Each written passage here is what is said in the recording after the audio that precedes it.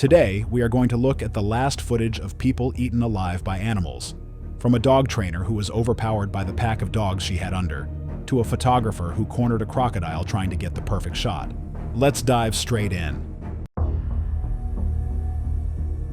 It was October 15th, 2016, and the Georgia sun was setting over Rebecca Martinez's 10-acre property, casting long shadows across a maze of makeshift kennels and chain-link runs. The constant barking that echoed across the land had become the soundtrack of her life. 40 rescue dogs, each one carrying the scars of abuse, neglect, or abandonment. At 34, Rebecca had spent 8 years building her unofficial sanctuary, taking in the dogs that other shelters wouldn't touch. The aggressive ones, the biters, the animals marked for immediate euthanization.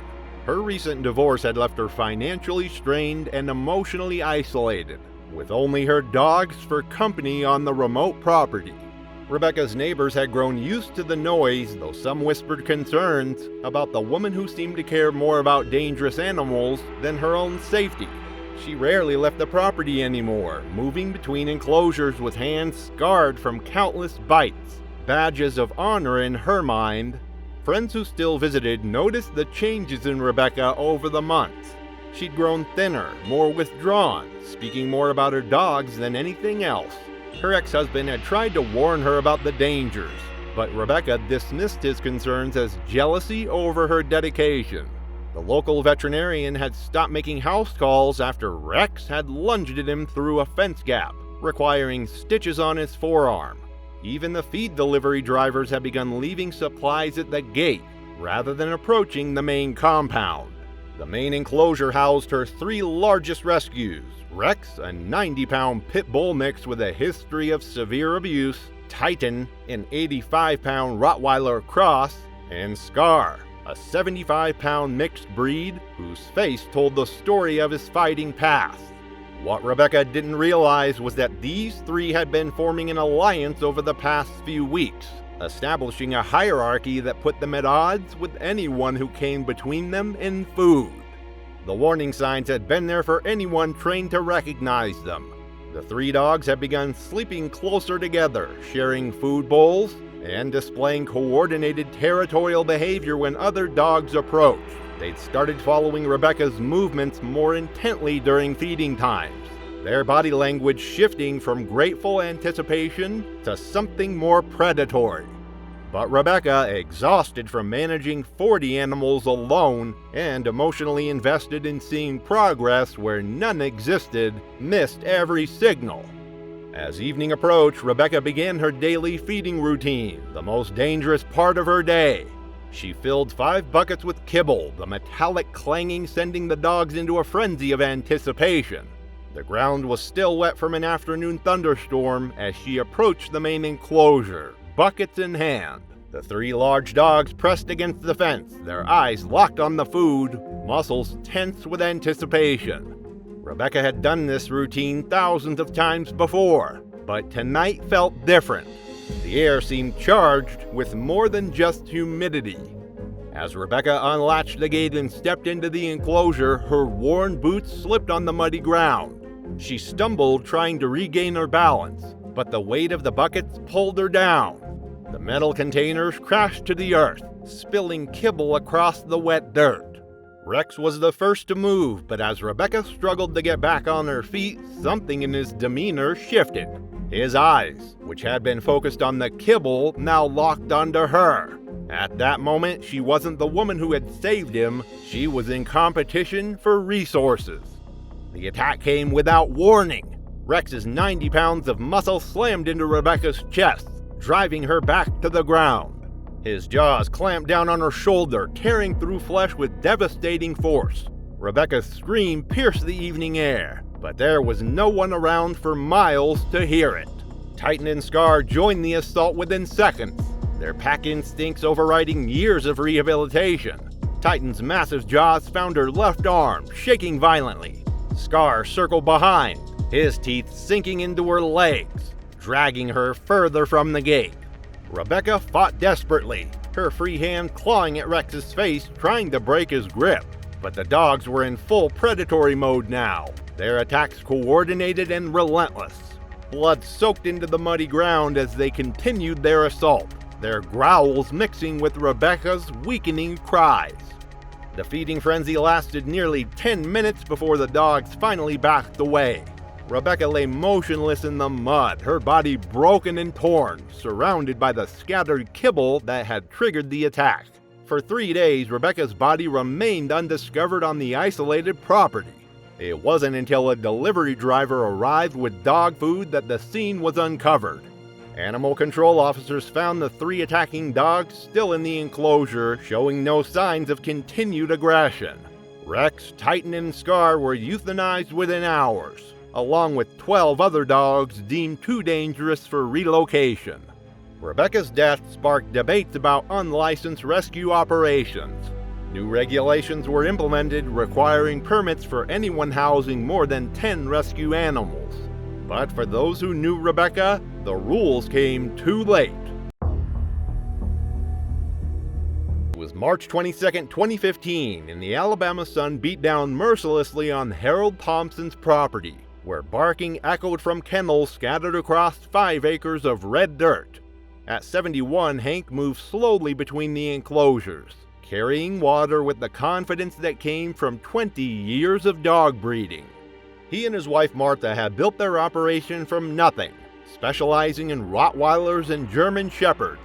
What had started as a hobby had grown into a modest business, with 8 breeding females and 3 males producing litters they sold across the Southeast. But age had made Hank careless about safety protocols. In his younger days, he never would have entered a kennel alone, especially with breeding males during territorial phases. He'd seen what these dogs could do, the power in their jaws, the speed of their attacks, but experience had bred overconfidence. The centerpiece of their operation was Brutus, a 130-pound Rottweiler whose massive frame made him their most sought-after stud. At 4 years old, he was in his prime, with a bloodline tracing back to German working dog. His offspring commanded premium prices from buyers seeking protection animals. Recently, Brutus had been showing increased aggression. A minor injury to his left rear leg had left him limping and irritable, causing him to snap at Martha when she tried to examine the wound. The veterinarian had prescribed pain medication, but the dog's temperament had grown increasingly unpredictable. Martha had expressed concerns about Hank working alone with Brutus, especially given the dog's recent mood changes. But Hank dismissed her worries with stubborn confidence. He'd raised Brutus from a puppy and believed their bond was unbreakable. On that March afternoon, Martha had driven into town for supplies, leaving Hank alone with the dogs. The kennels needed cleaning, water bowls required filling, work Hank had done thousands of times before. Brutus watched from his kennel as Hank approached, the dog's dark eyes tracking every movement with intensity that should have served as warning. The animal was panting heavily despite the shade, his injured leg causing him to shift uncomfortably. Pain had a way of making even docile animals unpredictable, and Brutus was far from docile. Hank unlocked the kennel gate and stepped inside, bucket in hand, his attention focused on the dirty water bowl in the corner. He'd performed this routine hundreds of times, but today Brutus was different. The dog's ears were pinned back, his tail held low, his massive body coiled with tension. As Hank bent down to clean the water bowl, his back turned to the dog, Brutus made his decision. There was no growling, no warning. Just 130 pounds of muscle launching through the air with devastating force. The impact drove Hank face first into the concrete floor, his bucket clattering away as Brutus's jaws found their target. The dog's teeth sank deep into Hank's throat, crushing his windpipe and severing major blood vessels in a single catastrophic bite. Hank's hands clawed desperately at the animal's massive head, but Brutus had locked on with predatory determination. The dog's powerful neck muscles allowed him to shake violently, tearing through tissue and bone with mechanical efficiency. Hank's screams were cut short by the damage to his throat, replaced by a wet, gurgling sound that grew weaker by the second. Blood pooled beneath his body as Brutus continued his attack, driven by instincts bred into his lineage for generations. The assault lasted less than 3 minutes, but the damage was irreversible. When Brutus finally released his grip, Hank lay motionless on the kennel floor, his life ebbing away in the Alabama heat. Martha returned home 2 hours later to find the property strangely quiet. She called out for Hank as she walked toward the kennels, but received no response. When she rounded the corner and saw Brutus standing guard over her husband's body, the full horror became clear. The dog's reaction to Martha's presence was immediate and threatening. He positioned himself between her and Hank's body, his lips pulled back in a snarl. Martha backed away slowly, dialing 911 from her truck. Sheriff's deputies arrived within 20 minutes, but Brutus refused to allow anyone near Hank's body. After consulting with animal control, the decision was made to shoot Brutus rather than risk additional casualties. The massive Rottweiler died with 3 bullets in his chest. The investigation concluded that Hank's death was a tragic accident caused by his failure to recognize warning signs of an aggressive, injured animal. The breeding operation was shut down, the remaining dogs relocated, and Martha was left to grieve both her husband and the animal that had been part of their family. It was July 8, 2017, and Detroit's summer heat shimmered off abandoned lots as Maria Santos loaded her car with dog food and water. At 28, she'd spent 5 years walking dogs by day and feeding Detroit's feral population by night. Recently laid off, she'd been spending more time in dangerous neighborhoods, trying to help animals most people considered beyond saving.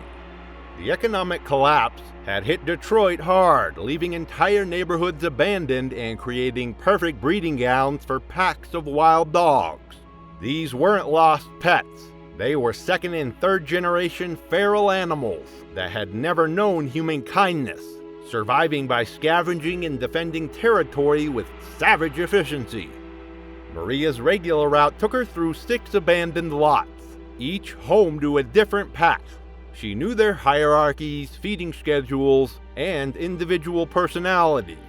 But the newest group concerned her the most. 6 dogs led by a large German Shepherd mix she'd nicknamed Alpha, including several animals she didn't recognize. This pack was hungrier, more aggressive, and less predictable than the others. But Maria's compassion overruled her caution. These animals needed help, and she was the only one willing to provide it. As twilight settled over the abandoned neighborhood, Maria parked near the lot where Alpha's pack had made their home. The area was a wasteland of broken concrete and waist-high weeds, perfect cover for animals that had learned to hunt and hide. Maria had been feeding this pack for 3 weeks, always maintaining safe distance. But tonight felt different. The dogs seemed more agitated, their movements more coordinated, their attention more focused on her than the food.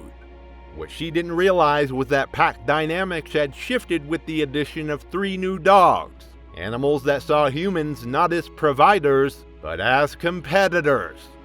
Alpha emerged from the shadows first, his 80-pound frame moving with predatory grace. Behind him came the others, a scarred pit bull mix, 2 smaller dogs, and 3 newcomers whose breeds were impossible to determine. Their eyes reflected the dim streetlight like mirrors. Maria began distributing food as always, tossing handfuls of kibble in different directions to prevent fighting. But tonight, the strategy backfired. Instead of dispersing to eat, the dogs began to circle her, their movements coordinated and purposeful. When 2 smaller dogs began fighting over food, Maria made the fatal mistake of stepping forward to break up the altercation. The moment she moved toward the fighting dogs, Alpha's pack instincts kicked in. To him, she wasn't the woman who had been feeding them, she was competition for scarce resources. His lips pulled back in a silent snarl as he launched himself at her with devastating force. Maria had no time to react. Alpha's 80 pounds slammed into her chest, driving her backward onto the broken concrete. His jaws clamped down on her left arm, teeth punching through her jacket into flesh beneath. The other dogs joined within seconds. their pack mentality overriding any memory of Maria's kindness. The scarred pit bull grabbed her right leg, his powerful jaws crushing bone as he shook violently. The two smaller dogs went for her torso, tearing through clothing and skin. Maria's screams echoed through the abandoned neighborhood, but there was no one left to hear them. The houses had been empty for years, their windows boarded up. She fought desperately, but 6 dogs working in coordination were more than any human could handle. The pack dragged her deeper into the lot, away from any possibility of rescue. Their coordinated attack spoke to generations of predatory instincts, refined by years of urban survival. These weren't pets gone bad. They were wild animals that had learned to see humans as threats or prey. Maria's movements grew weaker as blood loss and shock took their toll. The dogs showed no signs of stopping, their feeding frenzy triggered by blood and the thrill of a successful hunt. By the time they finally backed away, Maria lay motionless among the weeds and debris. Her body was discovered the next morning by urban explorers. It took 3 days to capture all the 6 dogs using tranquilizer guns and cage traps. The pack was euthanized within hours, their wild nature making rehabilitation impossible. Maria's death sent shockwaves through Detroit's animal advocate community. New safety protocols were established, but for Maria's family, the changes came too late. It was December 3rd, 2014, and fluorescent lights cast harsh shadows across rows of kennels at the county animal shelter. Jennifer Walsh, 25 and halfway through veterinary school, moved between cages with a determined stride, believing every animal deserved a second chance. As a weekend volunteer, Jennifer had developed a reputation for advocating for the shelter's most difficult cases. While others focused on friendly, adoptable dogs, she gravitated toward the aggressive ones, animals marked with red cards indicating immediate euthanization. The dog that would cost Jennifer her life was Diesel, a 75-pound pit bull with a scarred muzzle and eyes that seemed to hold years of rage. He'd been surrendered after multiple bite incidents, including an attack on a neighbor's child requiring emergency surgery. The behavioral assessment was decisive. Too dangerous for adoption. Scheduled for euthanization Monday. Jennifer had been watching Diesel for 3 days, looking for signs of the gentle soul she believed existed beneath his aggressive exterior. She'd seen him pace restlessly, heard him growl at anyone who approached, watched him destroy every toy placed in his cage. But she'd also noticed what she interpreted as vulnerability, moments when he pressed against the back wall, briefly softening when he thought no one was watching. The shelter's protocol was clear. Dogs like Diesel were never to be handled alone. Staff with years of experience and proper equipment were required for any interaction with red card animals. But Jennifer had convinced herself that Diesel's aggression was fear-based, that what he needed was one-on-one attention. On that December afternoon, with most staff busy and senior volunteers handling other duties, Jennifer made the decision that would cost her her life. She approached Diesel's kennel with a slip lead and the key to the isolation room, a small windowless space used for behavioral evaluations. Diesel's reaction was immediate and threatening. His lips pulled back, revealing yellowed teeth. Hackles rose along his neck, and a low growl rumbled from his chest. Every aspect of his body language screamed danger, but Jennifer interpreted these signs as fear rather than aggression. The moment the kennel door opened, Diesel's demeanor shifted from threatening to calculating. He seemed to assess Jennifer's position in the open doorway behind her. This brief hesitation gave Jennifer false confidence to slip the lead around his neck and guide him toward the isolation room. Once inside, Jennifer closed the door and removed Diesel's lead, believing freedom of movement would help him relax. The room was small, 8 by 10 feet, with concrete walls and no furniture except a metal folding chair. It was designed for safety, but also meant there was nowhere to run. For several minutes, Diesel stood rigid in the center, his eyes never leaving Jennifer's face. She sat in the chair and began talking to him, her voice gentle and encouraging, completely unaware she was being evaluated by a predator. The attack came when Jennifer stood and took a step toward Diesel, her hand extended in what she intended as a peaceful gesture.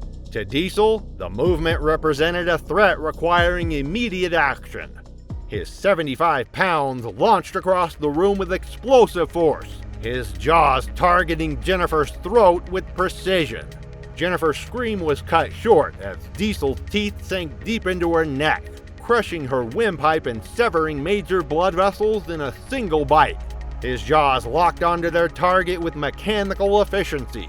Jennifer's hands clawed desperately at the dog's head, but Diesel had been bred for combat, his grip unbreakable once engaged.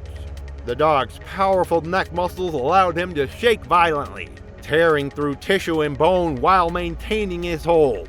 Blood sprayed across the concrete walls as Jennifer's struggles grew weaker, her body going into shock from the massive trauma. The attack was swift, brutal, and utterly without mercy. Other volunteers heard Jennifer's initial scream and rushed toward the isolation room, but the heavy door was locked from the inside. By the time they could locate a key and safely enter, Jennifer lay motionless on the concrete floor, her life ebbing away in the pool of blood. Diesel stood over her body, his muzzle stained red, his eyes still burning with the same aggressive intensity that had marked him for euthanization. Paramedics arrived within minutes, but Jennifer's injuries were beyond medical intervention. She was pronounced dead at the scene. Her dream of becoming a veterinarian ended by the very type of animal she hoped to save. Diesel was immediately sedated and euthanized, his death as swift and clinical as the attack that had preceded it. The investigation that followed was thorough but predictable. Jennifer had violated multiple safety protocols, ignored clear warning signs, and placed herself in a situation that experienced professionals would have avoided. The shelter implemented new security measures, including electronic locks on isolation rooms and mandatory buddy systems for all volunteer activities. Jennifer's death became a cautionary tale in veterinary schools across the country, a reminder that good intentions and academic knowledge are no substitute for experience and proper safety protocols. Her family established a scholarship in her name, but requested that it go to students studying wildlife conservation rather than domestic animal care, a final acknowledgement that some animals, no matter how much love they're shown, remain fundamentally dangerous. It was August 19, 2013, and Missouri heat hung thick over Tommy Rodriguez's remote property, where the stench of neglect permeated every corner of his illegal breeding operation. At 45, Tommy had been running puppy mills for over a decade, but financial pressures had forced him to cut corners in ways that would ultimately cost him his life. The 20-acre property was a maze of makeshift kennels and converted sheds, housing nearly 80 dogs in various stages of breeding and neglect. Tommy specialized in popular breeds that commanded high prices from unsuspecting buyers who never saw the conditions their pets came from. But the real money came from the security side of his operation. 4 massive dogs patrolled the perimeter, 2 cane corsos weighing over 120 pounds each, and 2 mastiff mixes tipping the scales at nearly 140 pounds. These weren't pets or breeding stock. They were weapons, acquired from a defunct fighting operation and trained to be aggressive. The financial pressures that would lead to Tommy's death have been building for months. Veterinary bills, feed costs, and facility maintenance had eaten into profits, while increased scrutiny from animal welfare organizations had forced him to operate more carefully.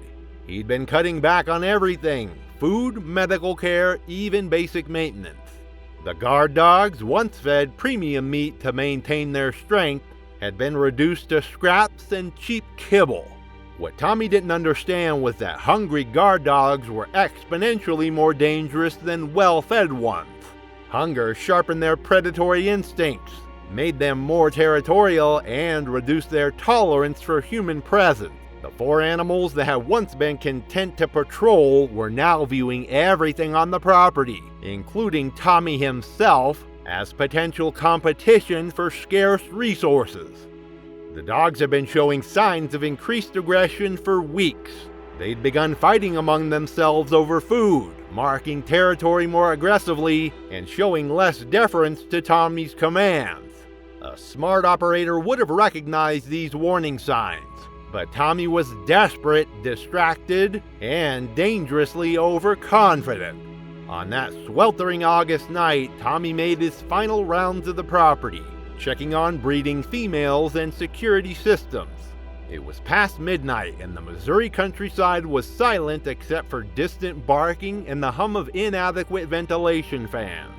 He carried a flashlight and a metal rod for moving aggressive animals, but his attention was focused on financial calculations rather than the danger lurking in the shadows.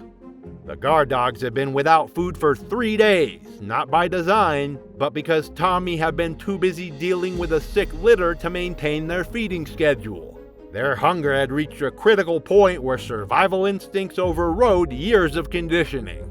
They were no longer guard dogs protecting property. They were predators looking for their next meal. Tommy's mistake was approaching the area where he kept the guard dogs without proper precautions. Normally, he would have fed them first, ensuring their compliance before entering their territory. But financial stress and exhaustion had made him careless, and he walked directly into their domain, carrying nothing but a flashlight and false confidence. The attack began when Brutus, the larger cane corso, emerged from the shadows near the feeding area. His 125-pound frame moved with surprising silence, his massive head lowered in a hunting posture that Tommy should have recognized as a threat. Behind him came the others: Titan, the second cane corso, Rex, a 140-pound mastiff mix, and Scar, whose scarred muzzle told the story of his fighting background. Tommy realized the danger too late. As he turned to retreat, Brutus launched himself forward, his powerful jaws clamping down on Tommy's left thigh with crushing force. The impact drove Tommy to the ground, his flashlight spinning away into darkness as he screamed for help that would never come. The other three dogs joined the attack within seconds, their pack instincts fully engaged. Rex grabbed Tommy's right arm, his massive jaws crushing bone as he shook violently. Titan went for the torso, his teeth tearing through clothing and flesh with mechanical efficiency. Scar circled the attack, darting in to bite and retreat, his fighting experience evident in his tactical approach. Tommy's screams echoed across the empty countryside, but his nearest neighbor was over 2 miles away. The dogs worked with the coordination of experienced predators. Their attacks focused on disabling their prey rather than killing quickly. They had learned patience in their previous lives, and hunger had made them methodical in their violence. The assault continued for nearly 20 minutes, with the dogs taking turns feeding on Tommy while he was still alive. His struggles grew weaker as blood loss and shock took their toll, but the animals showed no mercy. They had been conditioned to view violence as normal, hunger as constant, and humans as either threats or food sources. By the time the dogs finally backed away, Tommy was beyond help. His body lay broken and partially consumed in the dirt near the feeding area, surrounded by the animals he had used to protect his illegal operation. The guard dogs retreated to different corners of the property, their hunger temporarily satisfied, but their aggressive nature unchanged. Tommy's body remained undiscovered for 3 weeks, during which time the dogs continued to feed on his remains while the rest of his breeding operation slowly collapsed. The other dogs, trapped in their kennels without food or water, began dying of starvation. The stench of death eventually attracted authorities investigating reports of animal cruelty. When sheriff's deputies finally arrived, they found a scene of unimaginable horror. Tommy's remains were scattered across the feeding area, while dozens of dead and dying dogs filled the makeshift kennels. The 4 guard dogs were shot on sight after showing aggressive behavior toward the responding officers. The investigation revealed the full extent of Tommy's illegal operation. Dozens of breeding females kept in deplorable conditions, puppies dying from disease and neglect, and financial records showing he'd been selling sick animals to unsuspecting buyers across multiple states. The surviving dogs were euthanized due to their poor health and aggressive conditioning. Tommy's death marked the end of one of Missouri's largest illegal puppy mills, but it came at a cost that extended far beyond his own life. The animals he'd exploited for profit had ultimately become his executioners, their hunger and desperation turning them into the very monsters he tried to create. In today's video, we explore the horrifying last moments of circus animal trainers. From the lightning-fast strikes of several cats in captivity, to the pummels of primates in distress against humans. But first, we begin in Brazil, where a trainer meets a grim end at the mercy of a lion. It was September 18, 2014, the Brazilian sun beating down mercilessly on the dusty lot outside João Pessoa, where Circo Novo Horizonte had pitched its weathered tents. Behind a rusted shipping container, a makeshift training ring sat under sagging tarps, their edges lifting in the dry breeze. Inside, a predator paced in the shade, silent, watching, waiting. Catarina Esteves had circus sawdust in her blood. At 31, she represented the 3rd generation of her family to work with big cats, having inherited both the passion and the peril from her father, who had trained lions for decades before her. She specialized in lions, Africa's most iconic predator and a staple of traditional circus acts. Her current charge was Nero, a 420-pound male with golden fur and a thick, growing mane. Lions may not have the jaguar's crushing bite, but their killing method is no less brutal. Their jaws can exert up to 650 psi, and their 3-inch canines are designed to crush windpipes and sever spinal cords. Unlike solitary cats, lions are ambush predators that rely on explosive speed, overwhelming force, and lethal precision to bring down prey much larger than themselves, even in captivity. Nero had been confiscated as a cub from wildlife traffickers and raised in captivity, never knowing the open savannas where his ancestors once hunted.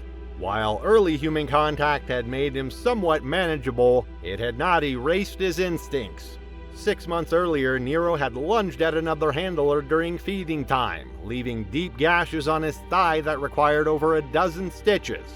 The incident had been quietly covered up, with no official report filed to Brazilian wildlife authorities. That afternoon, the midday show had concluded an hour earlier, and the sparse crowd had dispersed into the heat. Catarina returned to the training ring to repair a wooden perch that had been wobbling during Nero's performance. The lion lay stretched in the far corner of his enclosure, seeking relief from the oppressive heat in a narrow strip of shade. Paulo Mendes, a teenage assistant who had been working at the circus for only 3 months, stood outside the enclosure's main gate. He held a set of keys and a spray bottle filled with water, waiting for Catarina's signal to assist with the repairs. The circus operated without formal safety protocols, and no tranquilizer equipment was readily available, a dangerous oversight when working with apex predators. Catarina entered the enclosure and knelt beside the damaged perch, her back partially turned to Nero as she hammered a metal bracket into place. The lion remained motionless, watching with the patient focus of a born hunter. Then, without warning, Nero covered the distance between himself and Catarina in less than 2 seconds.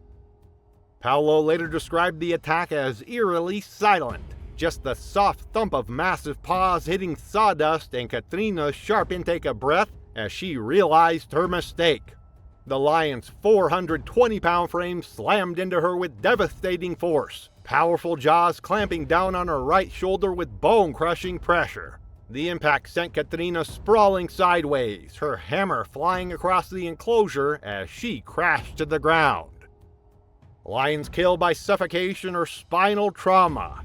Nero's jaws, designed for crushing tracheas and vertebrae, tore through muscle and sinew as he adjusted his grip, seeking Katrina's neck. Paolo screamed and fumbled desperately with the enclosure door, but the warped metal latch jammed halfway open. Inside the ring, Katrina fought frantically to push the lion away, but Nero's massive body pinned her to the sawdust-covered ground. The cat's jaws found their target, clamping down on Katrina's neck. For nearly 40 seconds that felt like an eternity, Paolo could only watch in horror as his colleague's life ebbed away. Blood pooled rapidly beneath Katrina's body as her struggles grew weaker. Nero remained crouched over his victim, growling intermittently as his predatory instincts took complete control. The lion's powerful jaws worked methodically, tearing at muscle and tissue along Katrina's spine and shoulders. By the time two senior handlers arrived with metal poles and a pry bar, Katrina had stopped moving entirely. The men forced open the jammed door and jabbed at Nero with their poles until he finally retreated to the far corner. Katrina's body was rushed by truck to a nearby clinic, but paramedics could only confirm what everyone already knew. She had died from massive blood loss, spinal trauma, and a severed carotid artery. Brazilian environmental authorities quietly removed Nero under sedation and transferred him to a wildlife rehabilitation center. No charges were filed against the circus, though investigators noted the complete absence of safety protocols and the history of previous attacks. Circo Novo Horizonte retired its big cat acts permanently, and Katrina Estevez was buried in a small ceremony attended only by family and fellow circus workers. It was June 7, 2015, and the last rays of Hungarian sunlight slipped through the warped slats of a decaying livestock barn outside Budapest. Beneath the faded circus banners and aging timber, something massive stirred. Edith Varga moved quietly through the barn toward the reinforced enclosure that housed her most dangerous charge. At 44, she had dedicated over 2 decades of her life to working with exotic animals in Hungary's struggling circus industry. Her specialty was primates, and she had earned a reputation for her patient, methodical approach to training even the most difficult animals. For the past 8 years, Edith's primary focus had been Kato, a western lowland gorilla acquired through questionable channels along the Romanian border. The massive silverback had never performed publicly, serving instead as a training project and a private attraction for the small circus. At 380 pounds, Kato embodied raw power. Silverback gorillas are among the most powerful creatures on Earth, with adult males possessing the strength of 10 men. Their massive arms, evolved for swinging through forest canopies and knuckle-walking across the ground, can exert forces exceeding 1,800 psi. Though typically calm, they can become violently aggressive under stress, delivering blows strong enough to shatter a human skull. Kato had been raised in captivity since infancy, never knowing the dense forest of Central Africa where his species had evolved over millions of years. While this early human contact had made him somewhat manageable, it had also created behavioral abnormalities common in captive primates. He showed particular sensitivity to loud male voices and sudden environmental changes, triggers that Edith tried to manage through careful routine and controlled exposure. That evening's session was intended to be routine, feeding time followed by basic cue training using hand signals and vocal commands. Edith had already secured the barn's outer door and entered Kato's reinforced enclosure area. Her longtime partner, Janos, was working on a ladder in the far corner of the barn, repairing overhead lighting that had been malfunctioning for weeks. Hanos later recalled hearing Edith's gentle voice as she greeted Kato, coaxing him forward with half of a ripe melon, one of the gorilla's favorite treats. The interaction seemed normal, even pleasant, with no signs of agitation from either human or animal. The barn was quiet except for the soft sounds of Edith's voice and the occasional grunt of acknowledgement from Kato. Then, without warning, the peaceful atmosphere shattered. A sharp, piercing scream echoed through the barn, followed immediately by the sickening sound of a heavy body striking wood. Hanos spun around on his ladder to see Kato hurling Edith against the far wall of the enclosure with devastating force. Edith crumpled to the hay-covered floor but somehow managed to move, crawling desperately toward the enclosure door on her hands and knees. Blood streamed from her head where it had struck the wooden barrier, and her movements were unsteady and disoriented. But Kato was far from finished with his attack. The massive silverback reached Edith before she could cover even half the distance to safety. His powerful hands seized her leg, and he dragged her back toward the center of the enclosure. Kato stood over his victim, swaying slightly in the characteristic manner of agitated gorillas, then began beating his chest, a display behavior that in the wild serves as both intimidation and preparation for violence. Kato struck Edith's torso repeatedly with both massive fists, each blow delivered with enough force to crush ribs and rupture internal organs. Low, guttural sounds rose from his throat as he continued the assault, vocalizations that animal behaviorists recognize as expressions of extreme stress and aggression in captive gorillas. Hanos watched in horror from his perch on the ladder, knowing that any attempt to intervene would likely result in his own death. The enclosure had no emergency barriers or safety protocols, leaving him helpless to assist his partner. In desperation, he climbed down and ran through the barnyard, shouting for help from other circus workers. When Hanos returned with two men, neither trained in animal handling, they found Edith lying motionless in a spreading pool of blood. Her face was grotesquely swollen, and the left side of her skull showed clear signs of massive blunt force trauma. Kato stood several feet away, emitting soft, distressed grunts. The violent rage had passed, replaced by what appeared to be confusion and anxiety. However, he remained protective of the enclosure space, preventing anyone from approaching Edith's body. It took over 2 hours for authorities and vets to arrive with sedation gear. Only after Kato was tranquilized could responders retrieve Edith's body. Paramedics confirmed she had died within minutes. Hungarian animal welfare officials immediately confiscated Kato and transported him to a primate sanctuary outside Szeged, where he was placed in quarantine for behavioral evaluation. The small circus ceased operations within a month, unable to continue after losing both its primary trainer and its most valuable animal.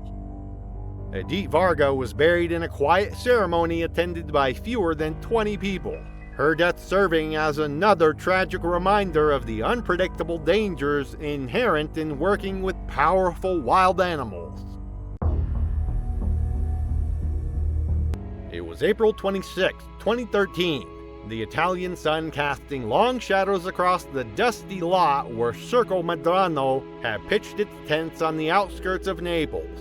The circus had been performing for a week, drawing modest crowds to its faded big top beside an abandoned supermarket. Behind the main ring, in a cramped enclosure barely large enough for her massive frame, an elephant shifted restlessly. Luca Ferri had dedicated 37 years of his life to working with elephants.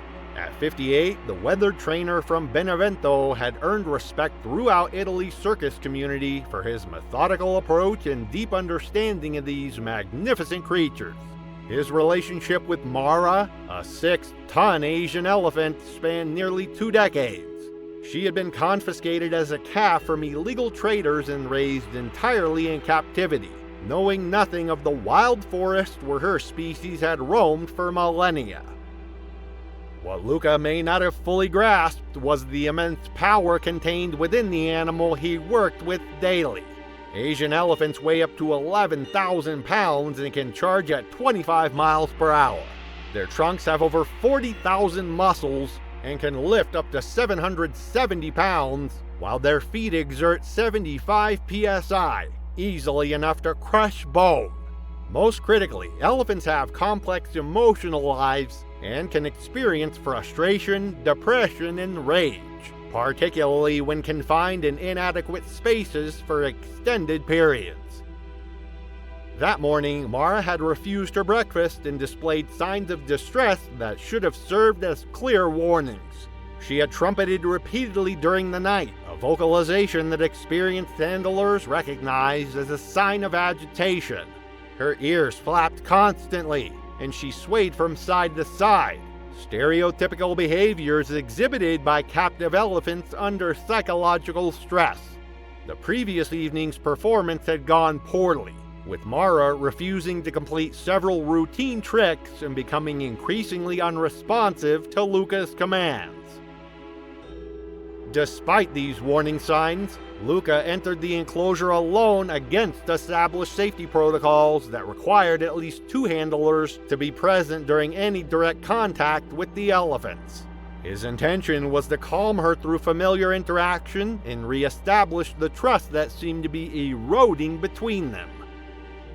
The other circus workers were busy preparing equipment for the weekend shows, unaware that their colleague was about to make his final mistake. David Romani, a younger handler who had worked under Luca's guidance for 3 years, was adjusting loading ramps near the animal trailers when he heard the commotion begin. Inside the enclosure, Luca approached Mara with the confidence born of decades of experience. He spoke to her in soothing Italian, his voice carrying the gentle authority that had served him well throughout his career. For a moment, the massive elephant seemed calm, her intelligent eyes watching his every movement. Then Mara's ears suddenly flared wide, a clear sign of agitation that Luca should have recognized immediately. Her trunk rose, testing the air, and she let out a sharp, piercing trumpet that echoed across the circus grounds. In that instant, years of suppressed frustration and psychological stress erupted into deadly violence. Mara charged with the explosive power that had made her ancestors the most feared animals in ancient warfare. Her massive forehead struck Luca's chest with the force of a battering ram, launching him backward into the steel bars of the enclosure. The impact drove the air from his lungs and sent him crashing to the concrete floor. Before Luca could recover, Mara was upon him. Her trunk, capable of delicate manipulation or crushing force, wrapped around his torso and lifted him effortlessly into the air. With a violent shake of her massive head, she hurled him against the enclosure wall like a rag doll. The sickening crack of breaking bones echoed through the morning air.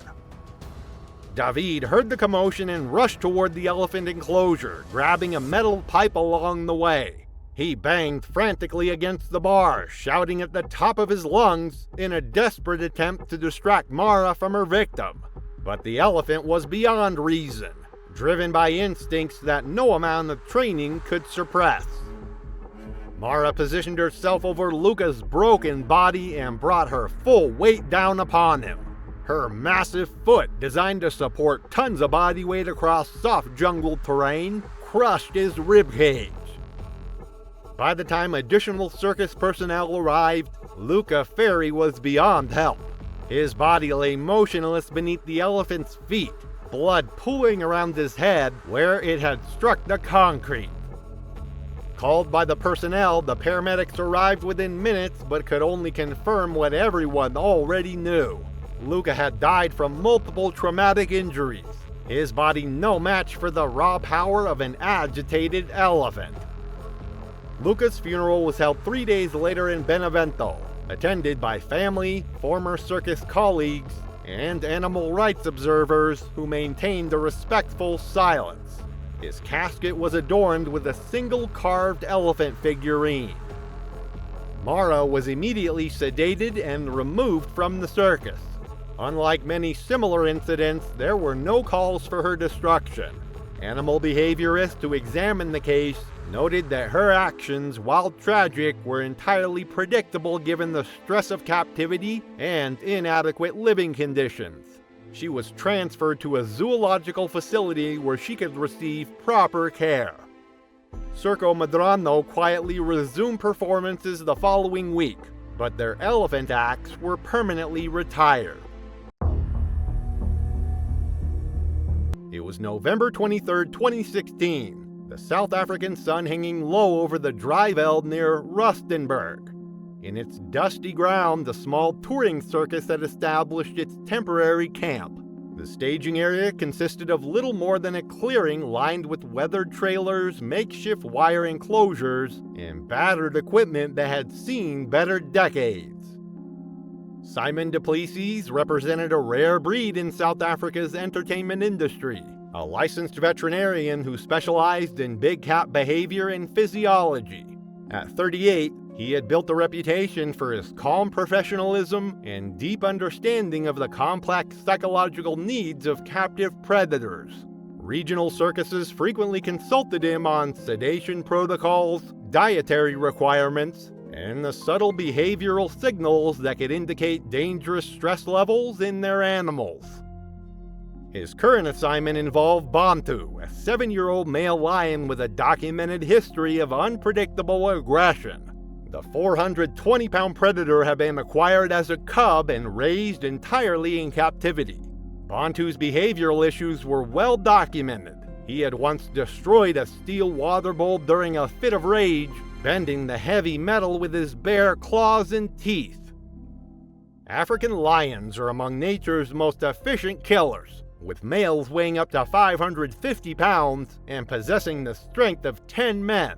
Their massive jaws can exert bite forces exceeding 650 pounds per square inch, while their razor-sharp claws can grow up to 3 inches long. Most notably, lions are ambush predators evolved to kill prey much larger than themselves through precise attacks targeting the throat and spine, techniques that remain lethally effective even in captive-born animals.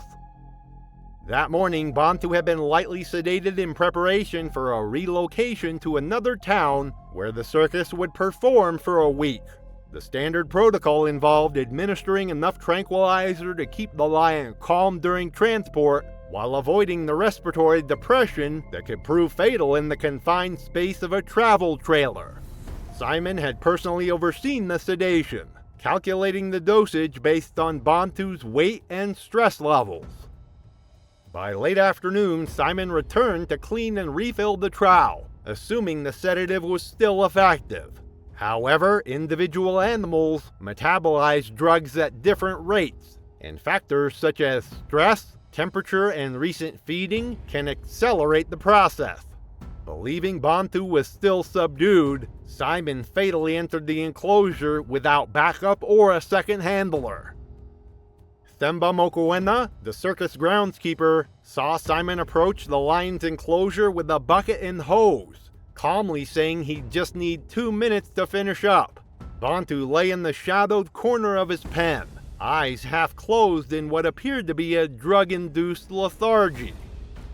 The enclosure was a temporary chain-link structure with steel posts and razor wire, sufficient for containment but lacking emergency safeguards.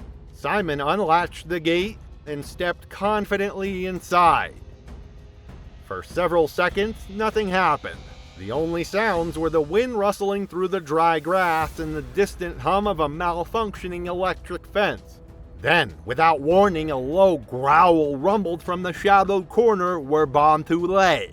The sound carried across the veld, causing Themba to look up from his work with sudden alarm.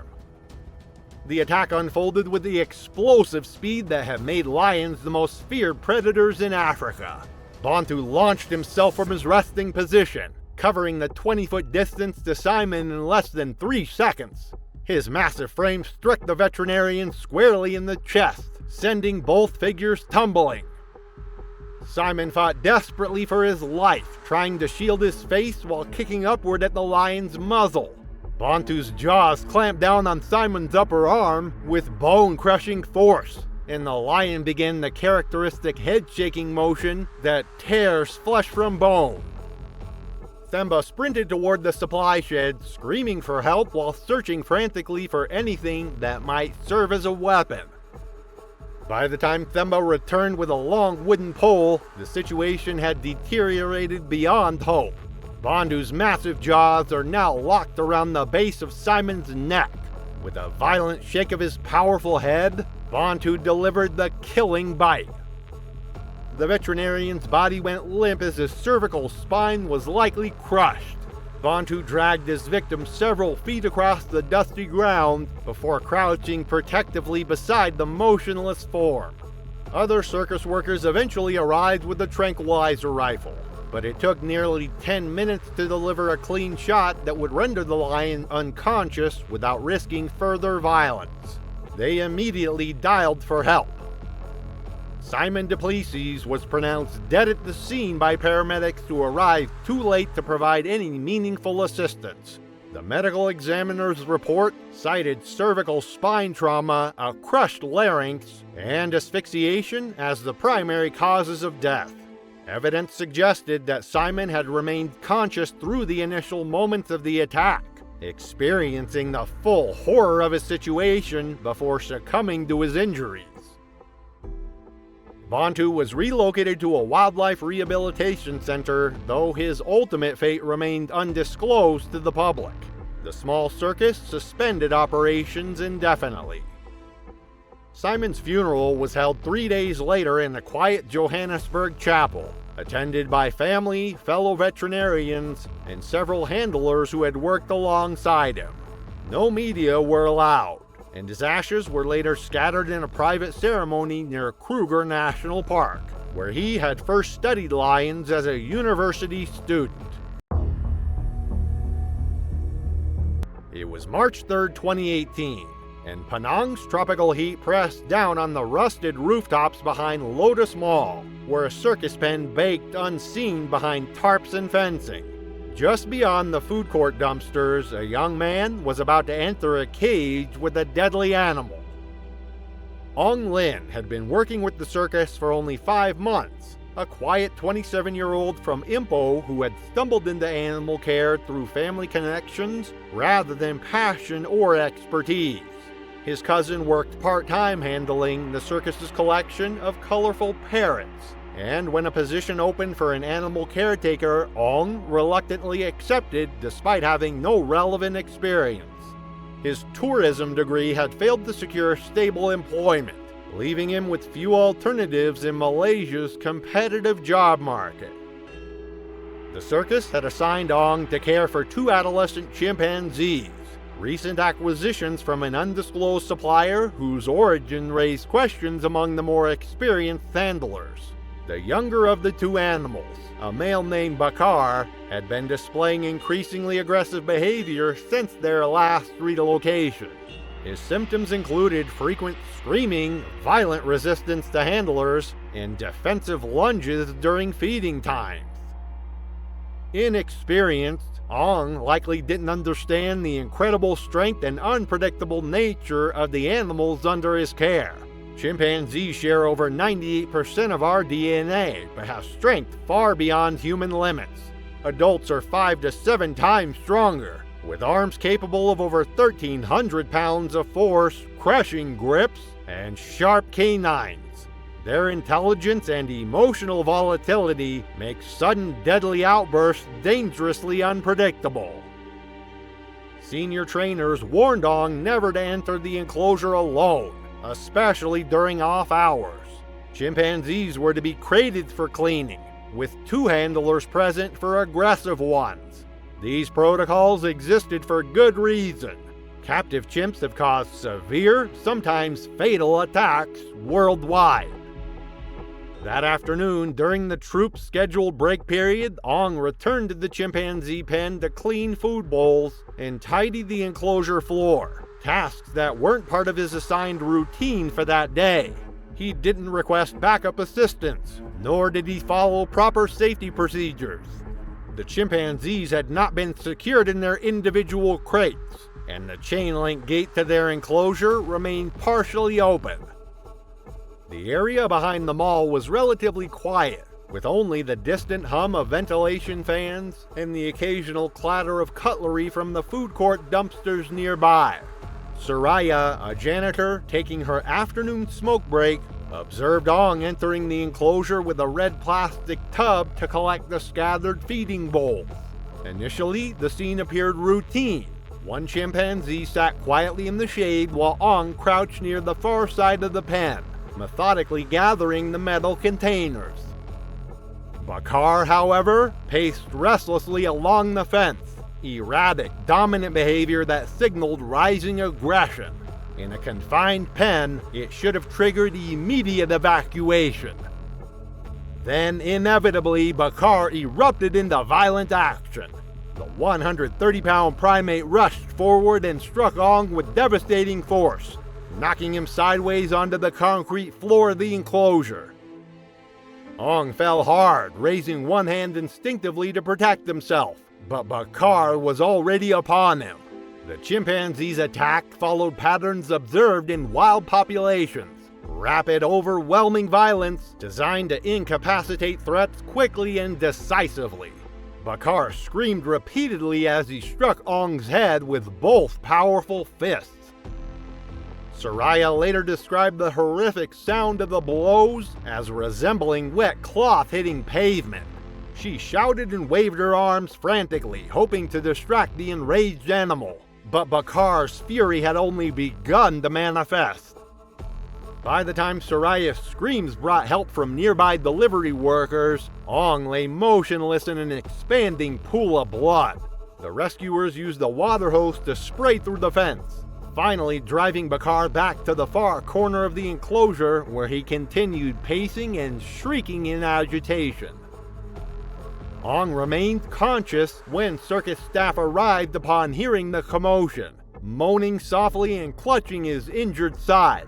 He was transported to Penang General Hospital in a tour van, but his injuries were too severe for medical intervention to be effective. Multiple head wounds, facial fractures, and severe damage to both hands told the story of a prolonged and brutal attack. He died 5 hours later from internal bleeding and blunt force trauma to the skull. Malaysian wildlife officials removed Bakar under heavy sedation that evening, transporting him to a primate holding facility in Borneo, where his ultimate fate remained undisclosed. Ong Lin was buried in a modest Buddhist ceremony in Ipoh, his death serving as another tragic reminder of the dangers inherent in working with powerful wild animals without proper training or safety protocols. February 18, 2010 would mark the end of an era at Pacific Marine World in San Diego, California. Marina Rodriguez, 38, arrived for what should be her final day as the senior orca trainer. With 14 years of experience at the facility, Marina had built the reputation as one of the park's most skilled and safety-conscious trainers, someone who had performed thousands of shows without incident. Marina held degrees in marine biology and animal psychology, credentials that made her invaluable when working with the park's most challenging animals. She specialized in working with the facility's largest orcas, understanding their complex behaviors in ways that impressed even veteran colleagues. Her methodical approach to training had earned her the respect of both staff and management throughout her career at Pacific Marine World. That afternoon, Marina was scheduled to work with Tsunami, a massive 30-foot bull orca weighing 12,000 pounds.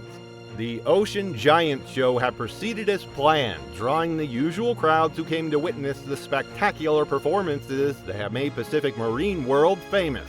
However, technical difficulties during the performance caused loud feedback to blast through the underwater speakers, a malfunction that would prove to have deadly consequences. The underwater speaker system was designed to provide acoustic cues to the orcas during performances, helping coordinate complex behaviors with musical accompaniment. When the system malfunctioned, it created jarring, unexpected sounds that penetrated the water at frequencies that could cause significant distress to marine mammals. The loud feedback clearly agitated Tsunami, though Marina believed their established relationship would allow her to calm him during the post-show routine. Orcas are apex predators with brains 4 times larger than humans, possessing complex emotional intelligence that scientists are only beginning to understand. These marine mammals can weigh up to 6 tons and possess jaws containing 40 to 56 interlocking teeth, each up to 4 inches long and designed for gripping rather than chewing their prey. At 3:15 p.m., following the afternoon show, Marina entered the water for routine post-show enrichment with Tsunami. These sessions were designed to provide mental stimulation and maintain the bond between trainer and animal through positive reinforcement exercises. The 3,000-seat stadium was clearing out when witnesses observed a massive orca suddenly grab Marina's wetsuit and pull her into the deep end of the pool. What followed was unlike anything the facility had ever experienced in its decades of operation. Tsunami became increasingly aggressive, preventing Marina from reaching the surface through violent thrashing and repeated dives to the pool's depths. The orca's behavior was completely unprecedented, showing none of the trained responses that had made him a star performer for years. Park staff immediately cleared the stadium and attempted water-level rescues, but the orca's unprecedented aggression and massive size made intervention impossible without risking additional lives. Despite emergency protocols being activated within minutes, Tsunami refused to respond to any recall signals or food rewards that had previously been effective in managing his behavior. The emergency team tried everything in their arsenal: acoustic signals, favorite food items, even attempts to use other familiar trainers to call him off. Nothing worked as the massive predator held Marina in what appeared to be a predatory grip. The attack continued for 38 agonizing minutes as the 13,000-pound orca held Marina underwater, diving deep and refusing to release her despite desperate rescue attempts by the facility's emergency response team. When Tsunami finally released Marina's body near the pool's edge, she had died from drowning and massive blunt force trauma. The incident led to the permanent closure of Pacific Marine World and sparked nationwide debates about orca captivity. The investigation revealed that technical malfunctions during shows could trigger stress responses in captive orcas, potentially causing them to revert to wild predatory behaviors that override years of conditioning. December 23, 2009 found Aquatic Adventures Park in Miami, Florida operating with minimal staff during the holiday closure.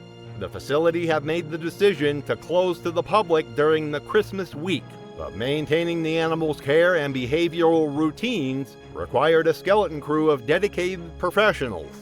Sophia Chen, 31, was among the few trainers who had volunteered to maintain the animals' routines during the break, demonstrating the kind of dedication that had made her a rising star in the marine mammal training community. As a marine mammal specialist with 8 years of experience across 3 different facilities, Sophia had recently been promoted to head trainer at Aquatic Adventures. Her colleagues admired her innovative training techniques and her particular skill in working with difficult animals that other trainers had struggled with. Sophia's expertise had been crucial in developing new enrichment programs and behavioral modification techniques that had improved the welfare of animals throughout the facility. Her dedication to the animals in her care was evident in her willingness to work through the holidays, ensuring that their behavioral routines remained consistent even when the park was closed to visitors. Sophia understood that marine mammals, particularly orcas, required consistent mental stimulation and social interaction to maintain their psychological well-being in captivity. The focus of Sophia's concern was Neptune, a 15-year-old male orca weighing 7,200 pounds.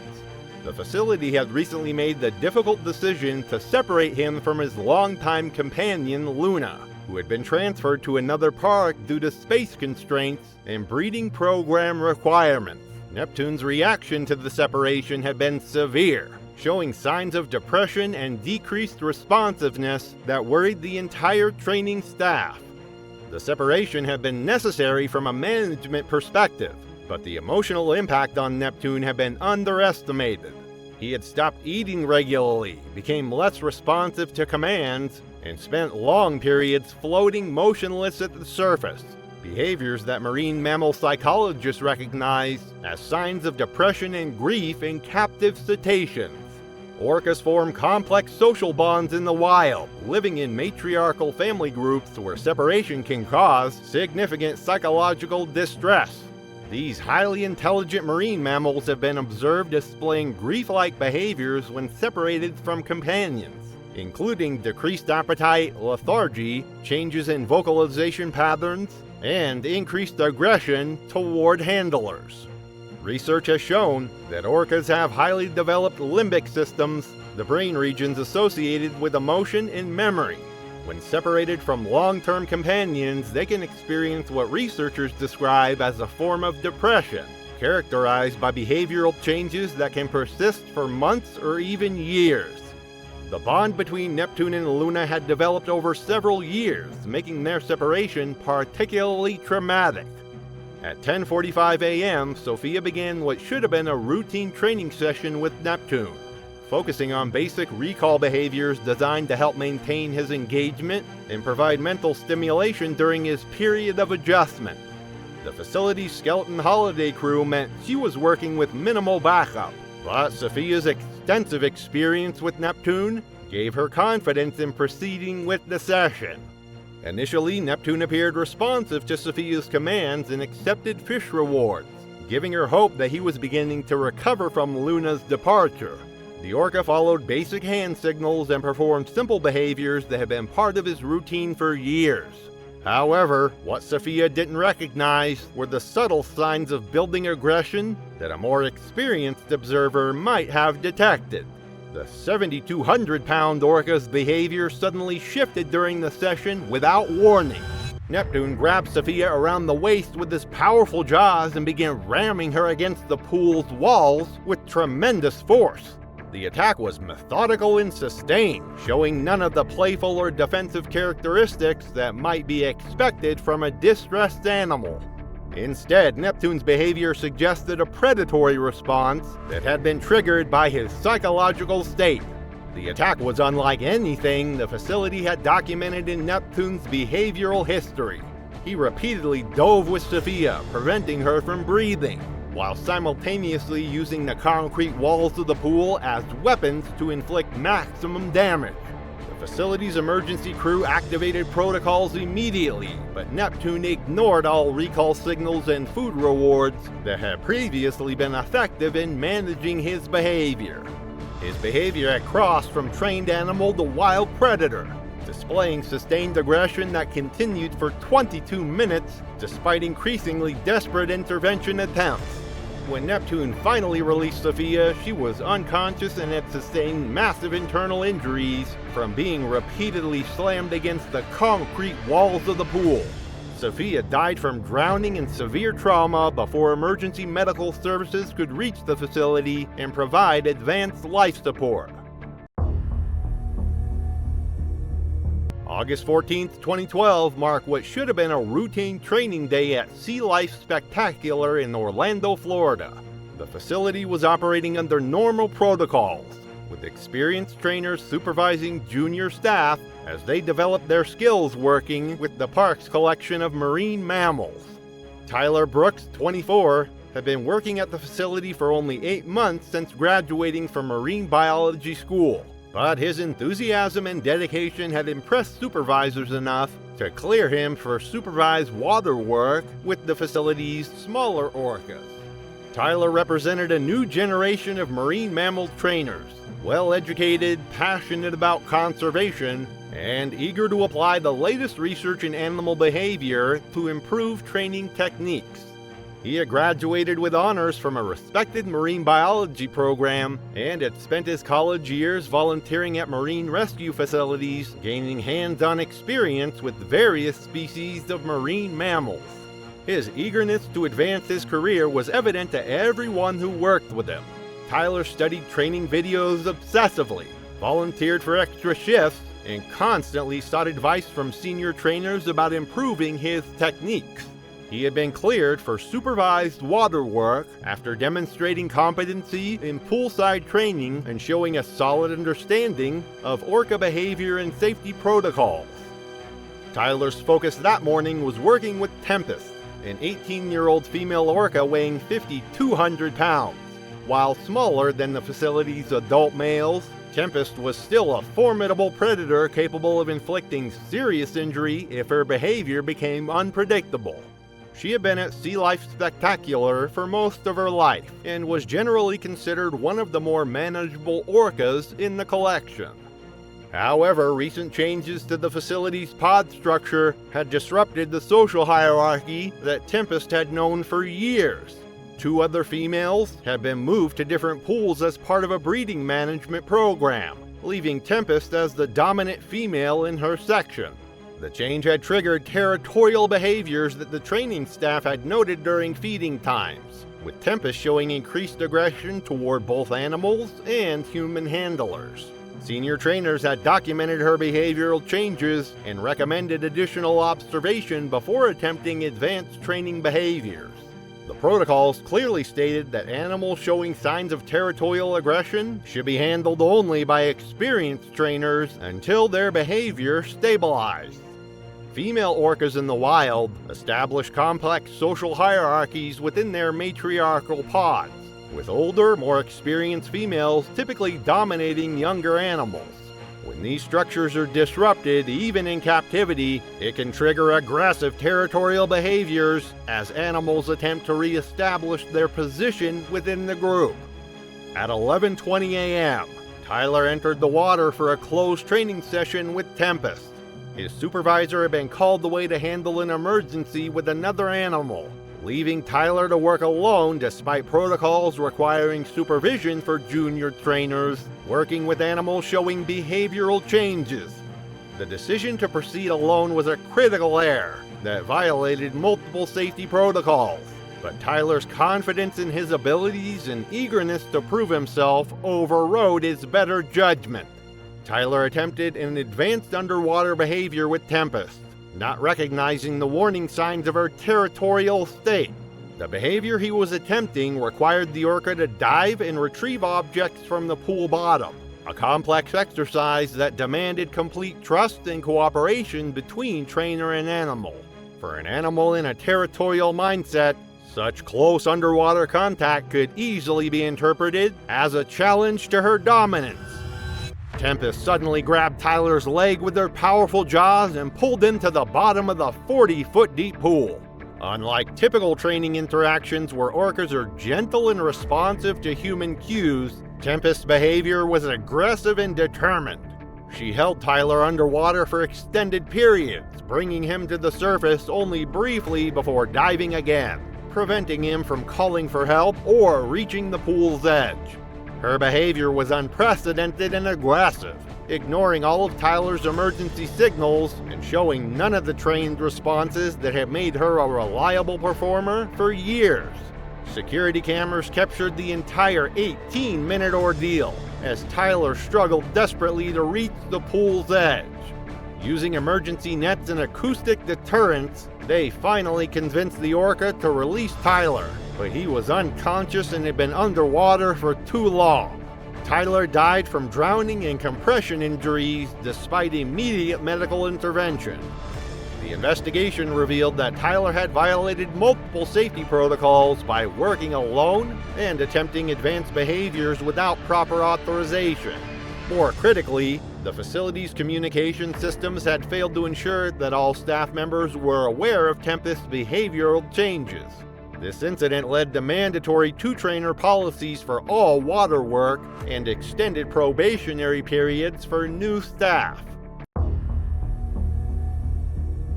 July 22, 2011 brought a packed weekend crowd to Ocean World Arena in San Antonio, Texas. The facility was operating at full capacity, with thousands of visitors eager to witness the spectacular marine mammal performances that have made Ocean World famous throughout the Southwest. Rebecca Martinez, 29, was preparing for the facility's signature attraction, a dual orca performance that had become the centerpiece of their entertainment program and a major draw for tourists from across the region. As a performance specialist with 6 years at the facility, Rebecca was known for her charismatic stage presence and athletic ability in the dramatic aerial segments that thrilled audiences. Her background as a competitive swimmer and gymnast had made her perfect for the physically demanding routines that Ocean World shows required. Rebecca had become the face of the facility's marketing campaigns, appearing in promotional materials and documentaries that showcased the park's commitment to marine mammal entertainment. Rebecca specialized in coordinated routines with Storm and Thunder, 2 orcas each weighing 5,500 pounds. The pair had been performing together for 3 years, developing what appeared to be a seamless partnership that thrilled audiences and impressed industry professionals. She had performed with this pair in coordinated routines over 200 times, developing complex sequences that showcased both the intelligence of the orcas and her own athletic abilities. However, Storm and Thunder have been showing signs of social tension throughout the week that the training staff had noted but not fully appreciated.